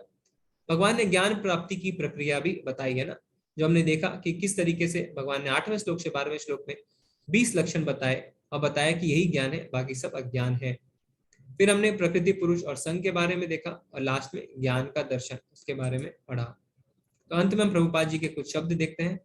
इस 13वें अध्याय का तात्पर्य यही है कि मनुष्य को शरीर के स्वामी तथा परमात्मा के अंतर को समझना चाहिए। श्लोक 8 से 12 तक में वर्णित मुक्ति की विधि को जानना चाहिए, तभी वह परम गति को प्राप्त हो सकता है। तो 8 से 12 में जो भगवान ने लक्षण बताए हैं उसे प्रभुपाद जी कहते हैं कि वो मुक्ति के विधि है। अगर हम अपने अंदर वो सारे गुण लाते हैं तो हमें मुक्ति अवश्य मिलेगी। और उन 20 में से भी अगर हम अपने अंदर अनन्य भक्ति ले आते हैं तो बाकी 19 लक्षण जो है स्वतः ही हमारे अंदर प्रकट हो जाएंगे। उनके लिए हमें अलग से प्रयास नहीं करना पड़ेगा। श्रद्धालु को चाहिए कि सर्वप्रथम वह ईश्वर का श्रवण करने के लिए सत्संगति करे और धीरे धीरे प्रबुद्ध बने। यानी हमें भक्तों का एसोसिएशन, भक्तों का संग करना चाहिए। यदि गुरु स्वीकार कर लिया जाए तो पदार्थ तथा आत्मा के अंतर को समझा जा सकता है और वही अग्रिम आत्म साक्षात्कार के लिए शुभारंभ बन जाता है। तो जब क्या होता है, जब हम गुरु की शरण में जाते हैं तो गुरु हमें बहुत सारे उदाहरण देके हमें बताते हैं कि हम शरीर नहीं, हम आत्मा है। जैसा कि हम देखते हैं जब कृष्ण ने गुरु पद संभाला तो उन्होंने अर्जुन को ज्ञान दिया कि तुम जिन पे दया कर रहे हो उनके शरीर पे दया ना करके उनकी आत्मा पे दया करो। गुरु अनेक प्रकार के उपदेशों से अपने शिष्यों को देहात्म बुद्धि से मुक्त होने की शिक्षा देते हैं। उदाहरणार्थ भगवत गीता में कृष्ण अर्जुन को भौतिक बातों से मुक्त होने के लिए शिक्षा देते हैं। मनुष्य यह तो समझ सकता है कि शरीर पदार्थ है और इसे 24 तत्वों से में विश्लेषित किया जा सकता है। तो हमने 24 तत्व देखे है ना कि किन 24 तत्वों से शरीर बना है। जीवन के लक्षण इन्हीं तत्वों को की अंतःक्रिया है, किंतु इनसे भी ऊपर आत्मा और परमात्मा है। आत्मा तथा परमात्मा दो हैं। तो इस बात में हमें कोई भी संशय नहीं होना चाहिए कि आत्मा और परमात्मा दो अलग अलग हैं। यह भौतिक जगत आत्मा तथा 24 तत्वों के सहयोग से कार्यशील होता है। मनुष्य को चाहिए कि गुरु की सहायता से इस अध्याय को भली भांति समझे। तो इससे हमारा यह अध्याय शेष होता है। आप सबका बहुत बहुत धन्यवाद। अगर आपके कोई प्रश्न है तो आप हैंड रेस कर सकते हैं, नहीं तो चैट में भी लिख सकते हैं। हरे कृष्णा। ठीक है, हरे कृष्ण प्रभु जी। जी जी, हरे कृष्ण माता जी। हरे कृष्ण पिंकी माता जी। हरे कृष्ण प्रभु जी। हरे कृष्ण माता जी। मेरा प्रश्न प्रभु जी सुबह की मंगल आरती के बारे में पूछना था। जी जो माता। सुबह मंगल आरती होती है उसमें मैंने देखा कि वो पक्षी जैसा कुछ बना के भी भगवान को ऐसे आरती से उतार रहे थे और थाली से भी। तो क्या क्यों, मतलब वो इसलिए वो नहीं मुझे पता, जानना था मुझे। पक्षी जैसे मतलब वो कुछ चिड़िया जैसी थी, उन्होंने भगवान को ऐसे मंगल आरती में देखा था मैंने आज भी। नहीं नहीं नहीं नहीं, वो माता जी वो रुमाल जी है, वो रुमाल है। वो रुमाल को जब उंगली जी के बीच में पकड़ते हैं ना तो शायद आपको चिड़िया जैसा लग रहा होगा। और वो जी थाली जो है वो थाली के अंदर फूल रहता है माता जी। जी प्रभु जी हुई। जैसे आप देखिए, मैं हर अगर आप अगर इसको ऐसे पकड़ते हैं किसी किताब को, तो ऐसे पकड़ के अगर आप ऐसे से घुमाने की कोशिश करते हैं तो आपको लगा होगा दूर से कि वो पक्षी है, क्योंकि वो कपड़ा घूम जाता है और थाली के अंदर फूल रहता है माता जी। ठीक है, ठीक है माता जी, आप म्यूट हो गए, अनम्यूट कर लीजिए। हाँ हरे कृष्ण प्रभु जी प्रभु जी जी जी, तो थोड़ी रोशनी कम धन्यवाद रहती है माता जी सवेरे ना, इसीलिए हमें ऐसा लगता है। पर जी। हाँ, तो मैंने सबके लिए एक लिंक डाला है t.ly/टेम्पल। उसमें आप कोशिश करिए एक दिन, आप ऐसे ही है ना कि मुझे देखना है कि क्या होता है मंगल आरती में, बार बार इस्कॉन वाले क्यों मंगल आरती करते हैं, तो एक दिन आप करके देखिए t.ly/टेम्पल, है ना। अगर आपको ना पसंद आए तो आप दोबारा सो जाइए, उसमें कोई रोक टोक नहीं है, पर एक दिन आपको जरूर अटेंड करके देखना चाहिए। प्रभु जी मैं रोज अटेंड करती हूँ सवेरे हरी बोल माता मंगल जी। आरती। बहुत सुंदर माता जी, बहुत सुंदर। हरे कृष्ण प्रभु हरे जी। कृष्ण माता जी। हरे कृष्ण विकास प्रभु जी। हरे कृष्ण प्रभु जी, हरे कृष्ण माता जी। हरे कृष्ण प्रभु जी। प्रभु जी, मुझे ये जानना था, मैंने लेवल 2 का आज रजिस्ट्रेशन किया हूँ, तो उसमें दो पार्ट है। एक है कि आप with discipline wise with assignment to submission, and second है आपको एज ए नॉलेज। तो मैंने अभी सेकंड एज ए नॉलेज मैंने क्लिक किया, तो उसमें दोनों में अंतर क्या है, और जी बाद में स्विच कर सकते हैं क्या अपने कंडीशन अनुसार? जी जी, तो इसमें दो लेवल 2 जो है, दो हैं, दो हो सकते हैं, मतलब दो प्रकार के होते हैं। एक है प्री भक्ति शास्त्री, यानी जो आगे जाके भक्ति शास्त्री में उसका अंत है, और दूसरा है सदाचार। तो प्री भक्ति शास्त्री क्या होता है, जब आप आध्यात्मिक ज्ञान को लेके थोड़े गंभीर हैं और आप परीक्षा देने के लिए तैयार हैं, क्योंकि जब लेवल 2 में आप जाएंगे तो हो सकता है आपको कोई क्विज करने पड़े, कुछ आंसर लिखने पड़े, और कुछ असाइनमेंट मिलेंगे, आपको असाइनमेंट भी करने पड़ेंगे। तो उसमें अगर आप तैयार हैं, आप थोड़ा सा समय, ज्यादा नहीं लगता है, थोड़ा समय अगर निकाल सकते हैं और आप चाहते हैं हाँ मैं शास्त्रों का अध्ययन करके कुछ आंसर्स भी बनाऊं, कुछ आंसर सबमिट भी करूं, तो ऐसा कोई बहुत डिफिकल्ट नहीं रहता प्रभु जी। अगर हम पढ़ते हैं तो सब तात्पर्यों से हमें आंसर मिल जाता है, तो वो भक्ति शास्त्री कहा जाता है। अच्छा पर अच्छा। कई हमने देखा, पहले हम सिर्फ भक्ति शास्त्री करते थे, तो कई माताएं है ना समय नहीं निकाल पाती हैं। कई माताएं कहती हैं नहीं हमें इसमें रुचि नहीं है, हमें सिर्फ श्रवण करना है, हमें भगवान के बारे में जानना है, हमें हम्म, परीक्षा वगैरह नहीं देनी। और कई हम्म, प्रभु जी भी कहते हैं कि हमें ऑफिस से टाइम नहीं मिलता है, तो फिर अभी कुछ समय से ही नामनिश्चय प्रभु ने सदाचार कोर्स शुरू किया है, क्योंकि भक्ति में श्रवण भी हमें बहुत आगे लेके जा सकता है।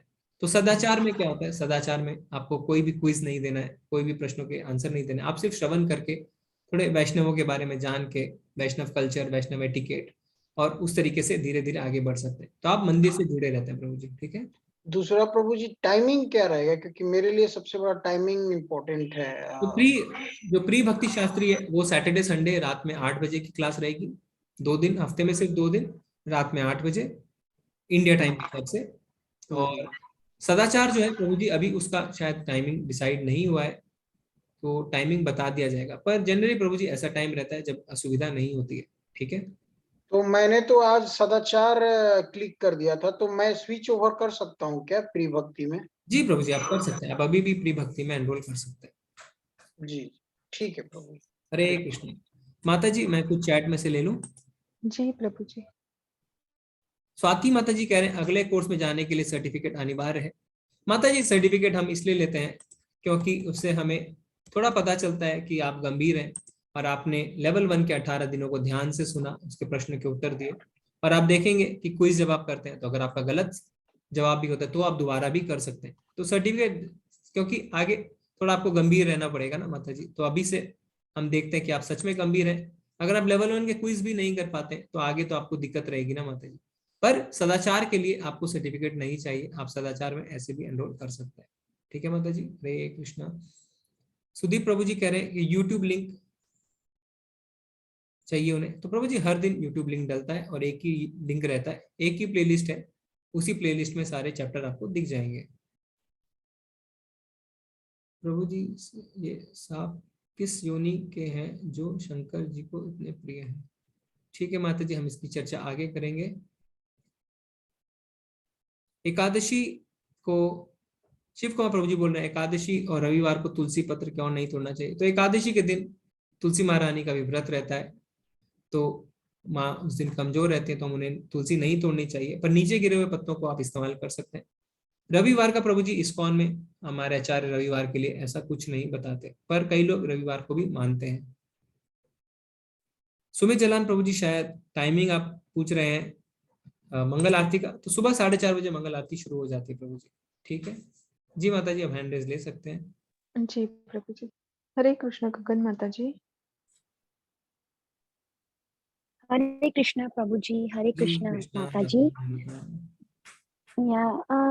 प्रभु जी, आज आपने ये बोला है कि कभी भी किसी को मान हो अपमान हो उसको सहना चाहिए, उसको मतलब कोशिश करो कि पूरा कि कंट्रोल। बेसिकली आज मतलब हमने काफी कुछ ऐसा ही पढ़ा, जी बट आजकल सबसे बड़ी वुमेन की ये सबसे बड़ी वीकनेस है, वो अपने मान और अपमान को भूल नहीं पाता। जी यहाँ तक कि रिश्ते टूट जाते हैं throughout the life, right. जी इवन फैमिली में भी प्रॉब्लम्स आ जाती हैं। और खासकर जो औरतें जिनका कोई कोई अपमान कर देता है, औरतें आपको पता ही है काफी सेंसिटिव होती हैं और वो काफी डीपली ले लेती है, और कुछ लोगों को इवन की मेंस को भी कभी कभी पैनिक अटैक्स भी आ जाते हैं। तो लाइक क्या मतलब ये कैसे मतलब जैसे अब आपने एक महाभारत में भी देखा होगा द्रौपदी जिसका इतना अपमान हुआ था, तो मतलब लाइक वो भी इवन की मतलब मुझे जो लगता है मतलब वैसे तो उन्होंने इवन की भीम को भी बोला था कि मुझे इसका लहू चाहिए, तो वो उसका लहू भी लाकर उसने उसको मतलब उसको चखा था। तो वो भी क्या उसको आपको लगता है कि द्रौपदी भी अपने अपमान को भूल गई थी क्या? और ये मतलब बड़ा आसान नहीं है ये कि अपना एक औरत को मतलब अपना अपमान सहन करना। जी तो जी जी मतलब आप इसके बारे में कुछ रोशनी डालें, क्योंकि ये बहुत बहुत वुमेन में ये वीकनेस है ये कि वो कैसे अपने आप को कंट्रोल करें। जी जी तो जी प्लीज जी जी जी। और नहीं माता जी, धन्यवाद, आपका प्रश्न बहुत ही ज्यादा व्यवहारिक और प्रैक्टिकल है, क्योंकि ये जैसा आपने बताया कि आजकल मान अपमान के कारण कितनी लड़ाइयाँ हो जाती हैं और जिंदगी भर रिश्ते नहीं सुधरते। तो इसलिए हम देखेंगे इसे क्या कहते हैं, सहनशीलता।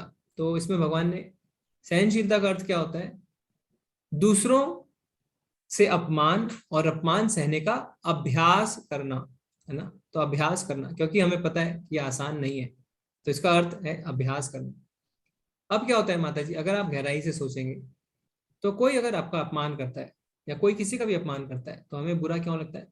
हमें बुरा लगता है जब हम शारीरिक स्तर पे सोचते हैं।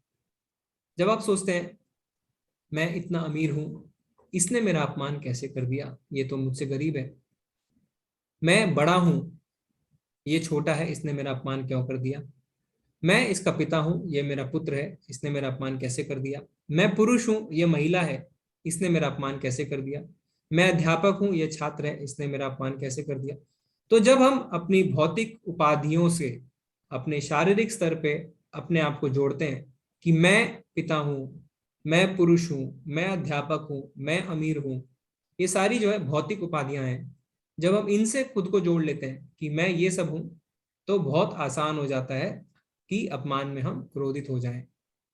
और जैसे ही आप सोचते हैं कि नहीं मैं शरीर नहीं, मैं आत्मा हूं, मैं भगवान का अंश हूं और मेरा कार्य, मेरा धर्म है भगवान की सेवा करना, तो जब आपका कोई अपमान करता है और आप मानते हैं कि नहीं मैं तो भगवान का सेवक हूं, तो आप क्या करेंगे, आप उस पर दया करेंगे, क्योंकि आपको पता है कि वो भी भगवान का अंश है, पर प्रकृति के तीनों गुणों में वो इतना ज्यादा बद हो चुका है कि वो अपनी वास्तविक स्थिति भूल चुका है, इसलिए वो ऐसा कर रहा है। तो वास्तव में उस पे आपको दया आएगी माता जी। और ये थ्योरेटिकल नॉलेज नहीं है। जब आप भक्ति शुरू करते हैं, जब आप भगवान की माला करते हैं, तो 6 महीने 8 महीने में 10 महीने में आप अपने अंदर ये बहुत बड़ा परिवर्तन देख सकते हैं कि कोई आपको कुछ भी बुरा कह के निकल जाए, आपको फर्क नहीं पड़ता, क्योंकि आप अपमान से ना सीख लेते हैं। क्योंकि अपमान शरीर का होता है, आत्मा का तो अपमान हो भी नहीं सकता, है ना। तो जब आप अपने को शरीर मानेंगे, तब आप अपने आप को जो है मानेंगे कि आपका अपमान हुआ।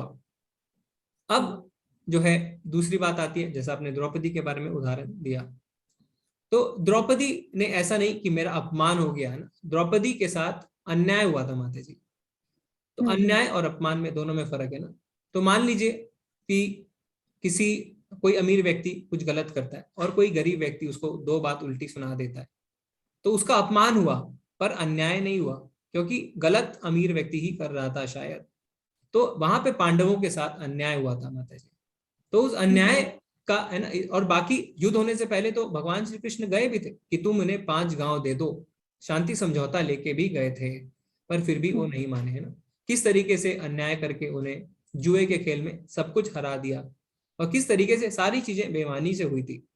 तो ये अन्याय हुआ था माता जी, जिसके कारण युद्ध करना पड़ा। और उसके बाद युद्ध में पहुंचने के बाद भी अर्जुन कह रहा था कि मैं युद्ध नहीं करूंगा। तो उसने ऐसा नहीं कहा कि हे कृष्ण मुझे युद्ध करना है, मेरा अपमान हुआ है, मेरी पत्नी का अपमान हुआ है, नहीं, ऐसा नहीं था, है ना माता जी। तो हम दोनों अलग है, दोनों अलग रीजन है माता जी। तो पूरी कोशिश करने के बाद, है ना, वनवास में जाने के बाद, अज्ञातवास में जाने के बाद, शांति समझौते के बाद भी, उसके बाद भी अर्जुन को मन में आया कि मैं इनसे युद्ध नहीं करूंगा। पर क्योंकि अब भगवान को पता था कि धर्म युद्ध है और यहाँ पे जो है धर्म की स्थापना करनी जरूरी है, इसलिए युद्ध हुआ। ये मान और अपमान के कारण नहीं हुआ था माता जी, ठीक है।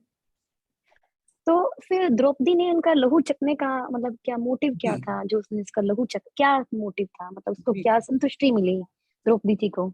जी, तो माता जी वो एक क्रोध है ना, वो क्रोध है, उस क्रोध को उन्होंने वैसे प्रकट किया था कि मुझे इसका लहू चखना है और मैं अपने केशों में उसका लहू लगाऊंगी। तो ये क्रोध प्रकट करने की एक तरीका ही है। पर हम देखते हैं कि बाद में वो क्षमा भी करती हैं काफी लोगों को, है ना। उनके 5 पुत्रों का, उनके जितने भी पुत्र हैं, पुत्रों का भी जो है वध हो जाता है। पर इतना सब कुछ सहन करने के बाद भी, है ना, वो क्षमा की ओर भी बढ़ती हैं। तो उस समय क्रोध में ऐसा रहता है। उस टाइम भीम भी बहुत ज्यादा क्रोध करते हैं। भीम भी कहते हैं दुर्योधन को और दुशासन को कि इनकी हाथ मैं तोड़ूंगा, इनकी जांघें तोड़ूंगा, है ना।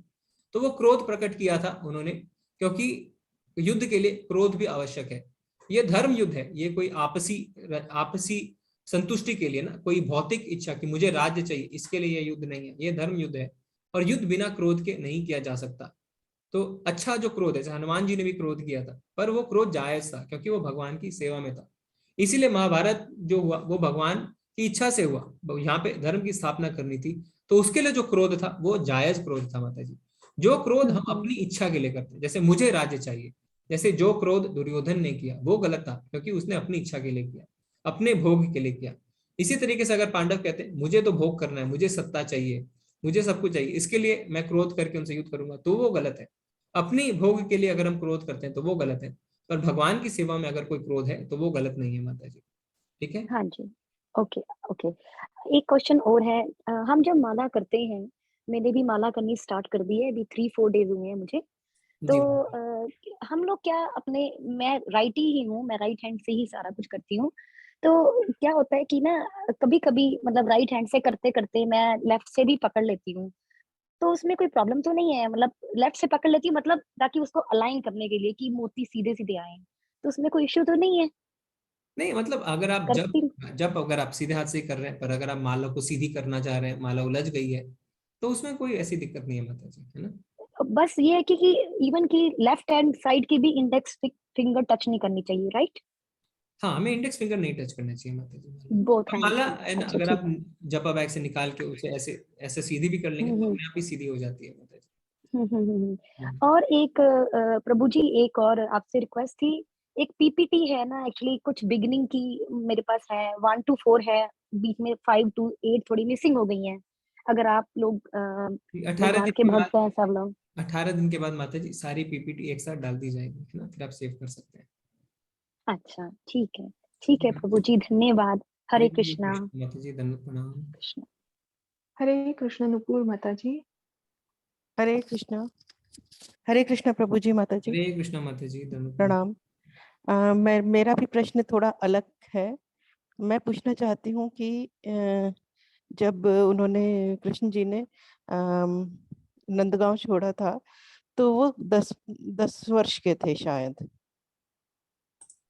जी तो जी। हाँ, तो मैं ये पूछना चाहती हूँ, उनका एक जो है स्पेशल रिलेशन जो है राधा जी के साथ था। तो राधा जी कौन थी, और फिर उसके बाद वो दोबारा उनसे मिल पाए कि नहीं मिल पाए, और अम, मतलब अगर वो उनकी शक्ति थी तो वो उनको वहां छोड़ के फिर आगे क्यों गए? दोबारा उन्हें अपने पास बुलाया कि नहीं बुलाया। जी जी जी जी जी जी।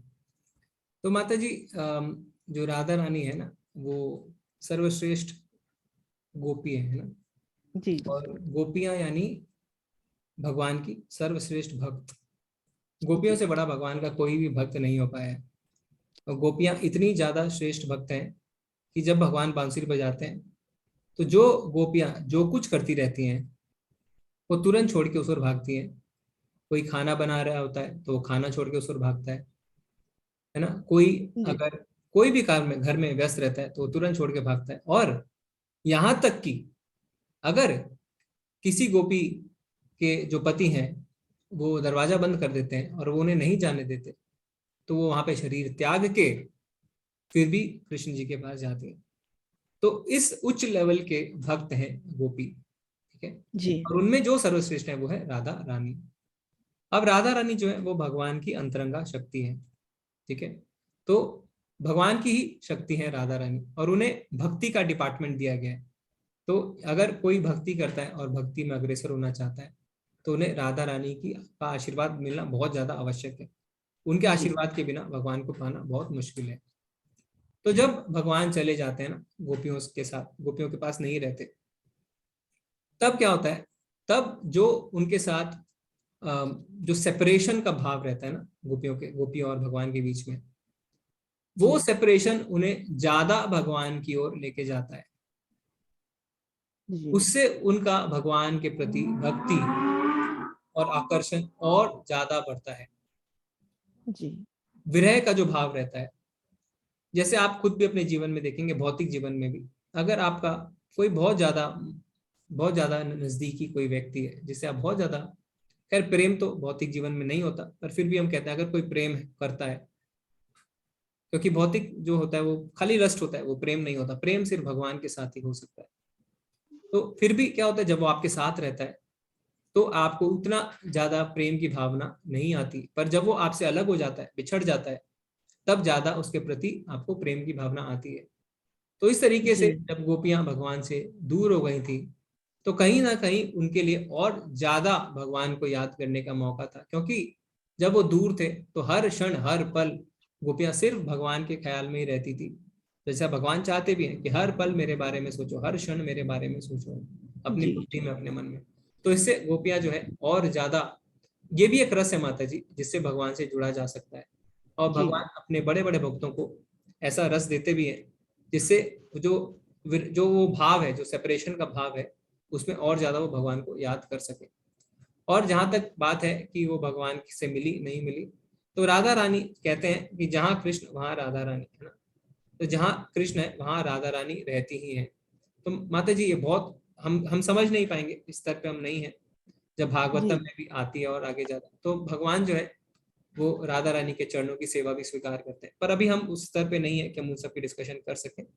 तो हमें बस जी यही समझना है कि राधा रानी गोपियों में सर्वश्रेष्ठ थी, भगवान की सबसे बड़ी भक्त थी। और जो है, जो उनका सेपरेशन हुआ, वो सेपरेशन भी उन्हें, उनकी भक्ति को और ज्यादा है ना प्रकट बना सका, और ज्यादा भगवान हर समय उन्हें याद आते थे। ठीक है माता जी। जी जी हरे कृष्ण प्रभु जी। हरे कृष्ण माता जी। हरे कृष्ण खुरी माता जी। हरे कृष्ण गुरुजी। मेरा कोई सवाल तो नहीं है, लेकिन क्या ऐसा कोई ग्रुप है जिसमें हम हर दिन जो भगवान के कृष्ण राधा कृष्ण का फोटो आए आज का पूजा का, क्या ऐसा कोई ग्रुप है? जी माता जी, तो क्या है कि जब आप जिस व्हाट्सएप ग्रुप में अभी है ना, हम्म। उसी व्हाट्सएप ग्रुप में जब 18 दिन का कोर्स कंप्लीट हो जाएगा तो हम डेली मैसेज भेजते हैं, उसमें हम रोज के दर्शन भी भेजते हैं। अभी हम नहीं भेजते जब तक ये कोर्स चलता रहता है, क्योंकि अगर हम वो मैसेज भेजेंगे, कुल 4-5 रोज हम मैसेज भेजते हैं, सुबह सुबह 5:30 बजे, जिसमें आप आने वाले सारे कार्यक्रम को जान सकते हैं, मंदिर की यात्राओं के बारे में जान सकते हैं, मंदिर में कौन सी क्लासेस चलती हैं उसके लिंक जान सकते हैं, सब कुछ उसमें मिलता है। पर अभी अगर हम देने लग जाएं तो इतने मैसेज हो जाते हैं कि आप क्लास की जो जानकारी है वो मिस कर सकते हैं। तो जब ये 18 दिन का कोर्स कंप्लीट हो जाएगा तो आप देखेंगे कि हफ्ते भर के अंदर आपके उस ग्रुप में रोज सुबह सुबह 5-6 मैसेज आते हैं, उसमें से रोज के दर्शन भी आते हैं, रोज भागवतम का एक श्लोक भी आता है।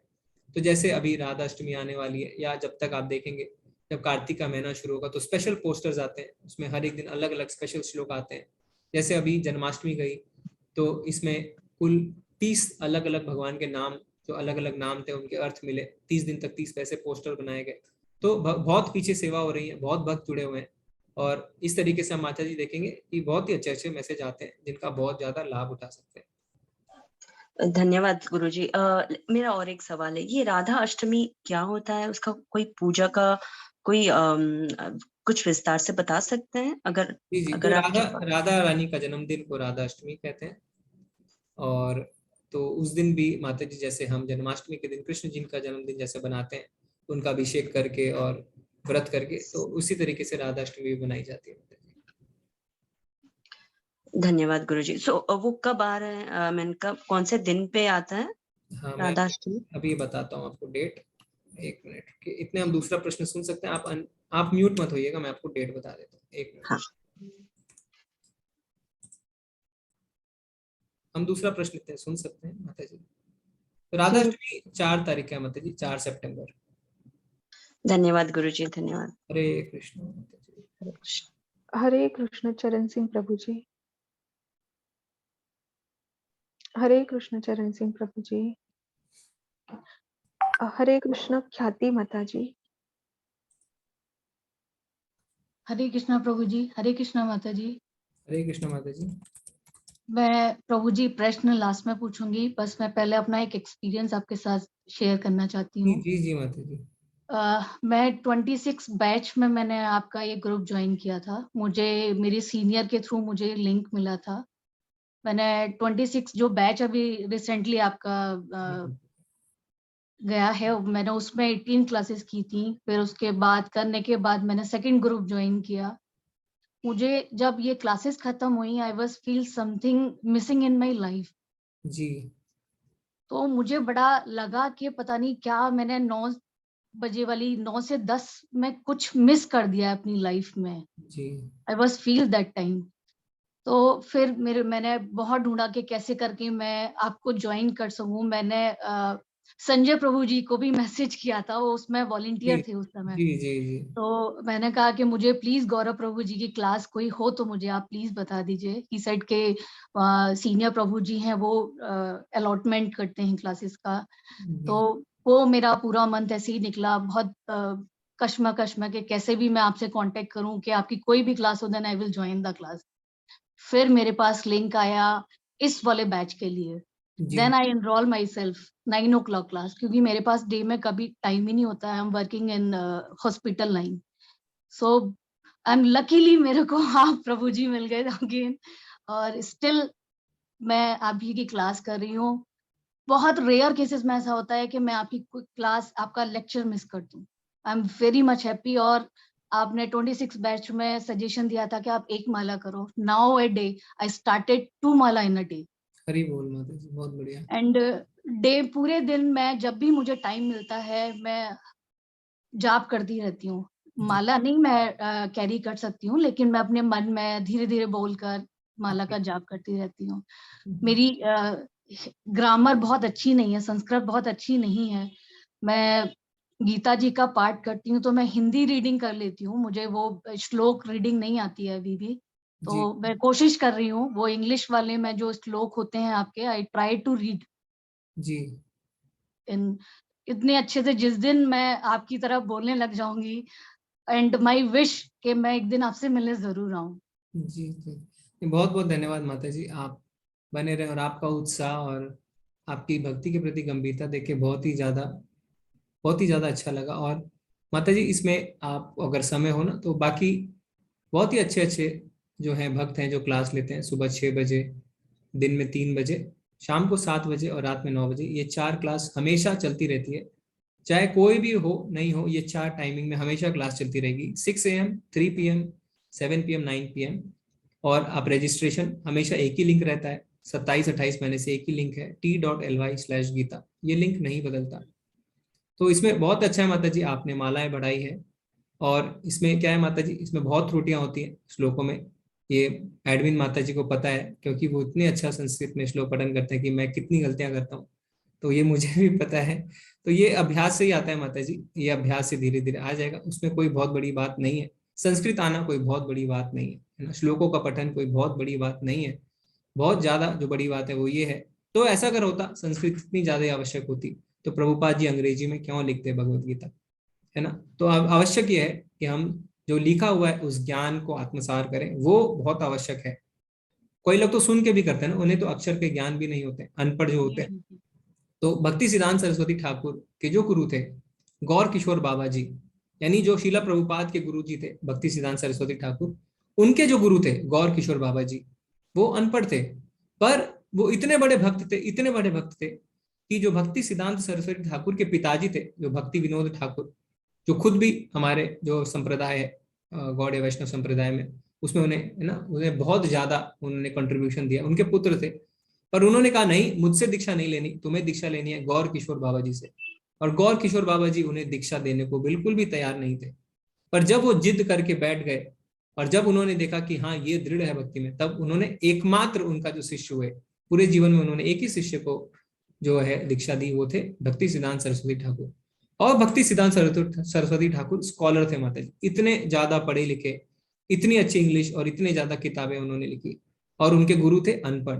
तो कहने का अर्थ यह है कि इसमें आवश्यक नहीं है कि हम संस्कृत हमें आती हो या आता, वो कोई बहुत ज्यादा आवश्यक नहीं। ठीक है, हमें आने से क्या होता है, हम थोड़ा स्मरण रख पाते हैं, हम चीजों को रिलेट कर पाते हैं, पर जो ज्यादा आवश्यक चीज वो ये है कि जो ज्ञान भगवान ने दिया है उसे हम अपने जीवन में उतारें। तो बहुत बहुत धन्यवाद माता जी, आप बने रहिए और आगे के लेवल के कोर्स भी आप कर सकते हैं माता जी। जी जी जी प्रभु जी। प्रभु जी एक चीज और बोलना चाहूंगी मैं, कि मैंने अभी स्टार्ट तो की है पूजा करना और ये सारी गीता जी पढ़ना। मैंने पहले भी स्टार्ट किया था आपके कोर्स ज्वाइन करने से पहले, पर मेरा ना इंटरेस्ट नहीं था क्योंकि मुझे नॉलेज नहीं थी। मैंने अभी तो मैं डेली एक पेज पढ़ लेती हूँ गीता जी का। जी माता। तो अभी मैं वो हिंदी ही रीड कर पाती हूँ, पर मैं कर लेती हूँ। Now I am started with 0। जिस दिन मेरा लेवल 1 घंटा पूजा का हो जाएगा, कि मैं 1 घंटा आपकी, जैसे मैं 1 घंटा आपको सुनकर, आपके द्वारा कृष्ण जी के बारे में सुनकर भक्ति में कंट्रीब्यूट करती हूँ, जिस दिन मैं खुद से करने लगूंगी उस दिन मैं आपकी क्लास आपसे मिलने जरूर आऊंगी, कि आपसे इंस्पायर होके मैं या इस लेवल तक पहुंच गई। जी जी माता जी। तो इसमें प्रभुपाद जी को किसी ने कहा था माता जी कि आपकी सक्सेस का क्या राज है, तो प्रभुपाद जी ने कहा था मेरी सक्सेस का राज है कि मैंने भगवान कृष्ण के शब्द बिना मिलावट प्रस्तुत किए, यथारूप, और कोई भी कारण नहीं। ये खुली किताब है, ये किताब सबके पास अवेलेबल है, कोई भी पढ़ सकता है ना। तो इसमें माता जी यात्राएं होती रहती हैं, तो बहुत अच्छी बात है, हमें भक्तों से मिलना चाहिए, आपस में एक दूसरे से प्रेरणा लेनी चाहिए। तो हमारी अगली यात्रा भी अगर संभव हो तो आप आ सकते हैं, उसमें अक्टूबर महीने में है हमारी जगन्नाथपुरी की यात्रा। अगर वो संभव नहीं है तो आगे भी यात्राएं होती रहेंगी। तो हमें यात्रा में आना चाहिए जिससे हम भक्तों से मिल पाए। भक्तों से हम मिलते हैं तो भक्ति की ओर बहुत ज्यादा प्रेरित भी होते हैं, और हमें पता भी चलता है कि हम क्या गलतियां अपनी भक्ति में कर रहे हैं, है ना, और किस तरीके से दूसरे भक्त का आचरण है, वो किस तरीके से जो है अपने गुरु को प्रणाम करते हैं, छोटी छोटी बातें हम नोट करते हैं, किस तरीके से वो गुरु से बात करते हैं, किस तरीके से वो सवाल पूछते हैं, किस तरीके से वो नोट्स बनाते हैं, है ना, किस तरीके से वो खाने में संयमित है। तो सारी चीजें हम देखते हैं और उनसे बहुत ज्यादा सीखने को भी मिलता है। तो यात्रा में आने की हमें कोशिश करनी चाहिए माता जी। ठीक है जी प्रभु जी। जी माता जी, हरे कृष्णा माता जी, धन्यवाद। हरे कृष्णा प्रभु जी। माता जी मैं कुछ चैट से ले लेता हूँ। जी प्रभु जी। शिव कुमार प्रभु जी कह रहे हैं कि एक दिन पहले एकादशी से चावल नहीं खाना चाहिए क्या? प्रभु जी ऐसा कई भक्त करते हैं, जैसा हमने कल भी चर्चा करी थी। अगर आपकी वैसी श्रद्धा है तो आप ऐसा करिए, पर ऐसा हमने इस्कॉन में आचार्य से नहीं सुना है ना प्रभु जी। और चावल ही क्या प्रभु जी, कोई भी अनाज है ना, अगर चावल तो गेहूं भी अनाज है प्रभु जी। सोनी माता जी कह रहे हैं कि व्रत के पारण का जो टाइम होता है उसी टाइम पर करना चाहिए, और नहीं हो पाता तो क्या प्रभु जी इसका दोष लगता है? माता जी भक्ति में कोई दोष नहीं होता है ना, हमें इस दोष की जो मानसिकता इससे बाहर निकलना है। दोष कब लगता है? जब आप किसी फल की इच्छा करते हैं ना, भक्ति को फल की इच्छा के साथ नहीं करना है। तो जब हम फल की इच्छा के साथ ही नहीं करते, हम अपना कर्तव्य समझ के करते हैं, तो दोष कहाँ से आ गया? दोष नहीं आता है, बल्कि उल्टा होता है, हमें ग्लानि होती है कि हम भगवान की भक्ति ठीक से नहीं कर पाए, उनकी सेवा नहीं कर पाए ठीक से। तो हमें ये जो जो है कि हम फल की इच्छा से करें, इससे बाहर निकलना है। ठीक है माता जी। और प्रभु जी एकादशी व्रत का पारण तुलसी पत्र से कर लेते हैं, क्या ये सही है? और एकादशी के दिन तुलसी पत्र ग्रहण करना चाहिए? एकादशी के दिन तुलसी पत्र माता जी, पहले से अगर टूटी हुई तुलसी है तो अगर आप उस दिन कुछ खा रहे हैं तो खा सकते हैं, क्योंकि अब भगवान को तो भोग लगाते ही हैं, और भगवान को जो भोग है बिना तुलसी पत्र के नहीं लगता। अगले दिन जब पारण का समय होता है तो अनाज खा के जो है व्रत तो खोला जाता है। अगर कोई निर्जला करता है तो वो जल ग्रहण करके भी खोल सकता है। जिसका जन्म एकादशी के दिन हुआ हो उसे अपने जीवन में सबसे अलग क्या करना चाहिए? तो माता जी सबके लिए एक ही है रूट, उसे भगवान का ज्यादा नाम लेना चाहिए। तो जिसका जन्म एकादशी के दिन हुआ है उसे तो बचपन से ही भक्ति में लग जाना चाहिए ना। 4-5 वर्ष से ही प्रहलाद महाराज कहते हैं, ध्रुव महाराज कहते हैं कि हमें भक्ति बचपन से करनी चाहिए। और बच्चे जो हैं वो बहुत जल्दी सीखते भी हैं, बहुत जल्दी उन्हें श्लोक भी याद होते हैं, बहुत जल्दी वो भगवान की भक्ति सीखते भी हैं, तो उन्हें तो तुरंत भक्ति में लग जाना चाहिए। ठीक है माता जी। श्री हरि प्रिया माता जी बहुत बहुत धन्यवाद जी। विक्रम प्रभु जी धन्यवाद। हरे कृष्ण। ठीक है माता जी, तो अभी चरण सिंह प्रभु जी अगर अनम्यूट कर पा रहे हैं तो हम उनका प्रश्न लेते हैं। ठीक। हरे कृष्ण प्रभु जी। चरण सिंह प्रभु जी, हरे कृष्ण। नहीं कर पा रहे वो। कोई बात नहीं, ठीक है माता जी। तो फिर आज के सारे प्रश्न हो गए। तो आप सब याद रखें, हमने आज का जो है श्लोका ऑफ द डे उसको कल आप आए अभ्यास करके, तो हम उसे आपसे सुनेंगे। और आने वाले जो बाकी 5 अध्याय बहुत ज्यादा व्यवहारिक हैं, और आप देख सकते हैं कि किस तरीके से आपके खाने पीने उठने बोलने सब चीज की आदतों में भगवान ने हर चीज की आदतों के बारे में बताया है कि किस तरीके से हम उसमें सुधार ला सकते हैं। ठीक है, तो आप सब बने रहिए। वांछा कल्पतरुभ्यश्च कृपा सिंधुभ्येव च पतितनां पावनेभ्यो वैष्णवेभ्यो नमो नमः। अनंत कोटि वैष्णव वृंद की जय। श्री प्रभुपाद की जय। हरे कृष्ण। आप सबका बहुत बहुत धन्यवाद। हरे कृष्ण प्रभु जी, दंडवत प्रणाम। हरे कृष्ण प्रभु जी, दंडवत प्रणाम। हरे कृष्ण हरे प्रभु कृष्ण जी, माता जी, दंडवत हरे कृष्ण, हरे कृष्ण।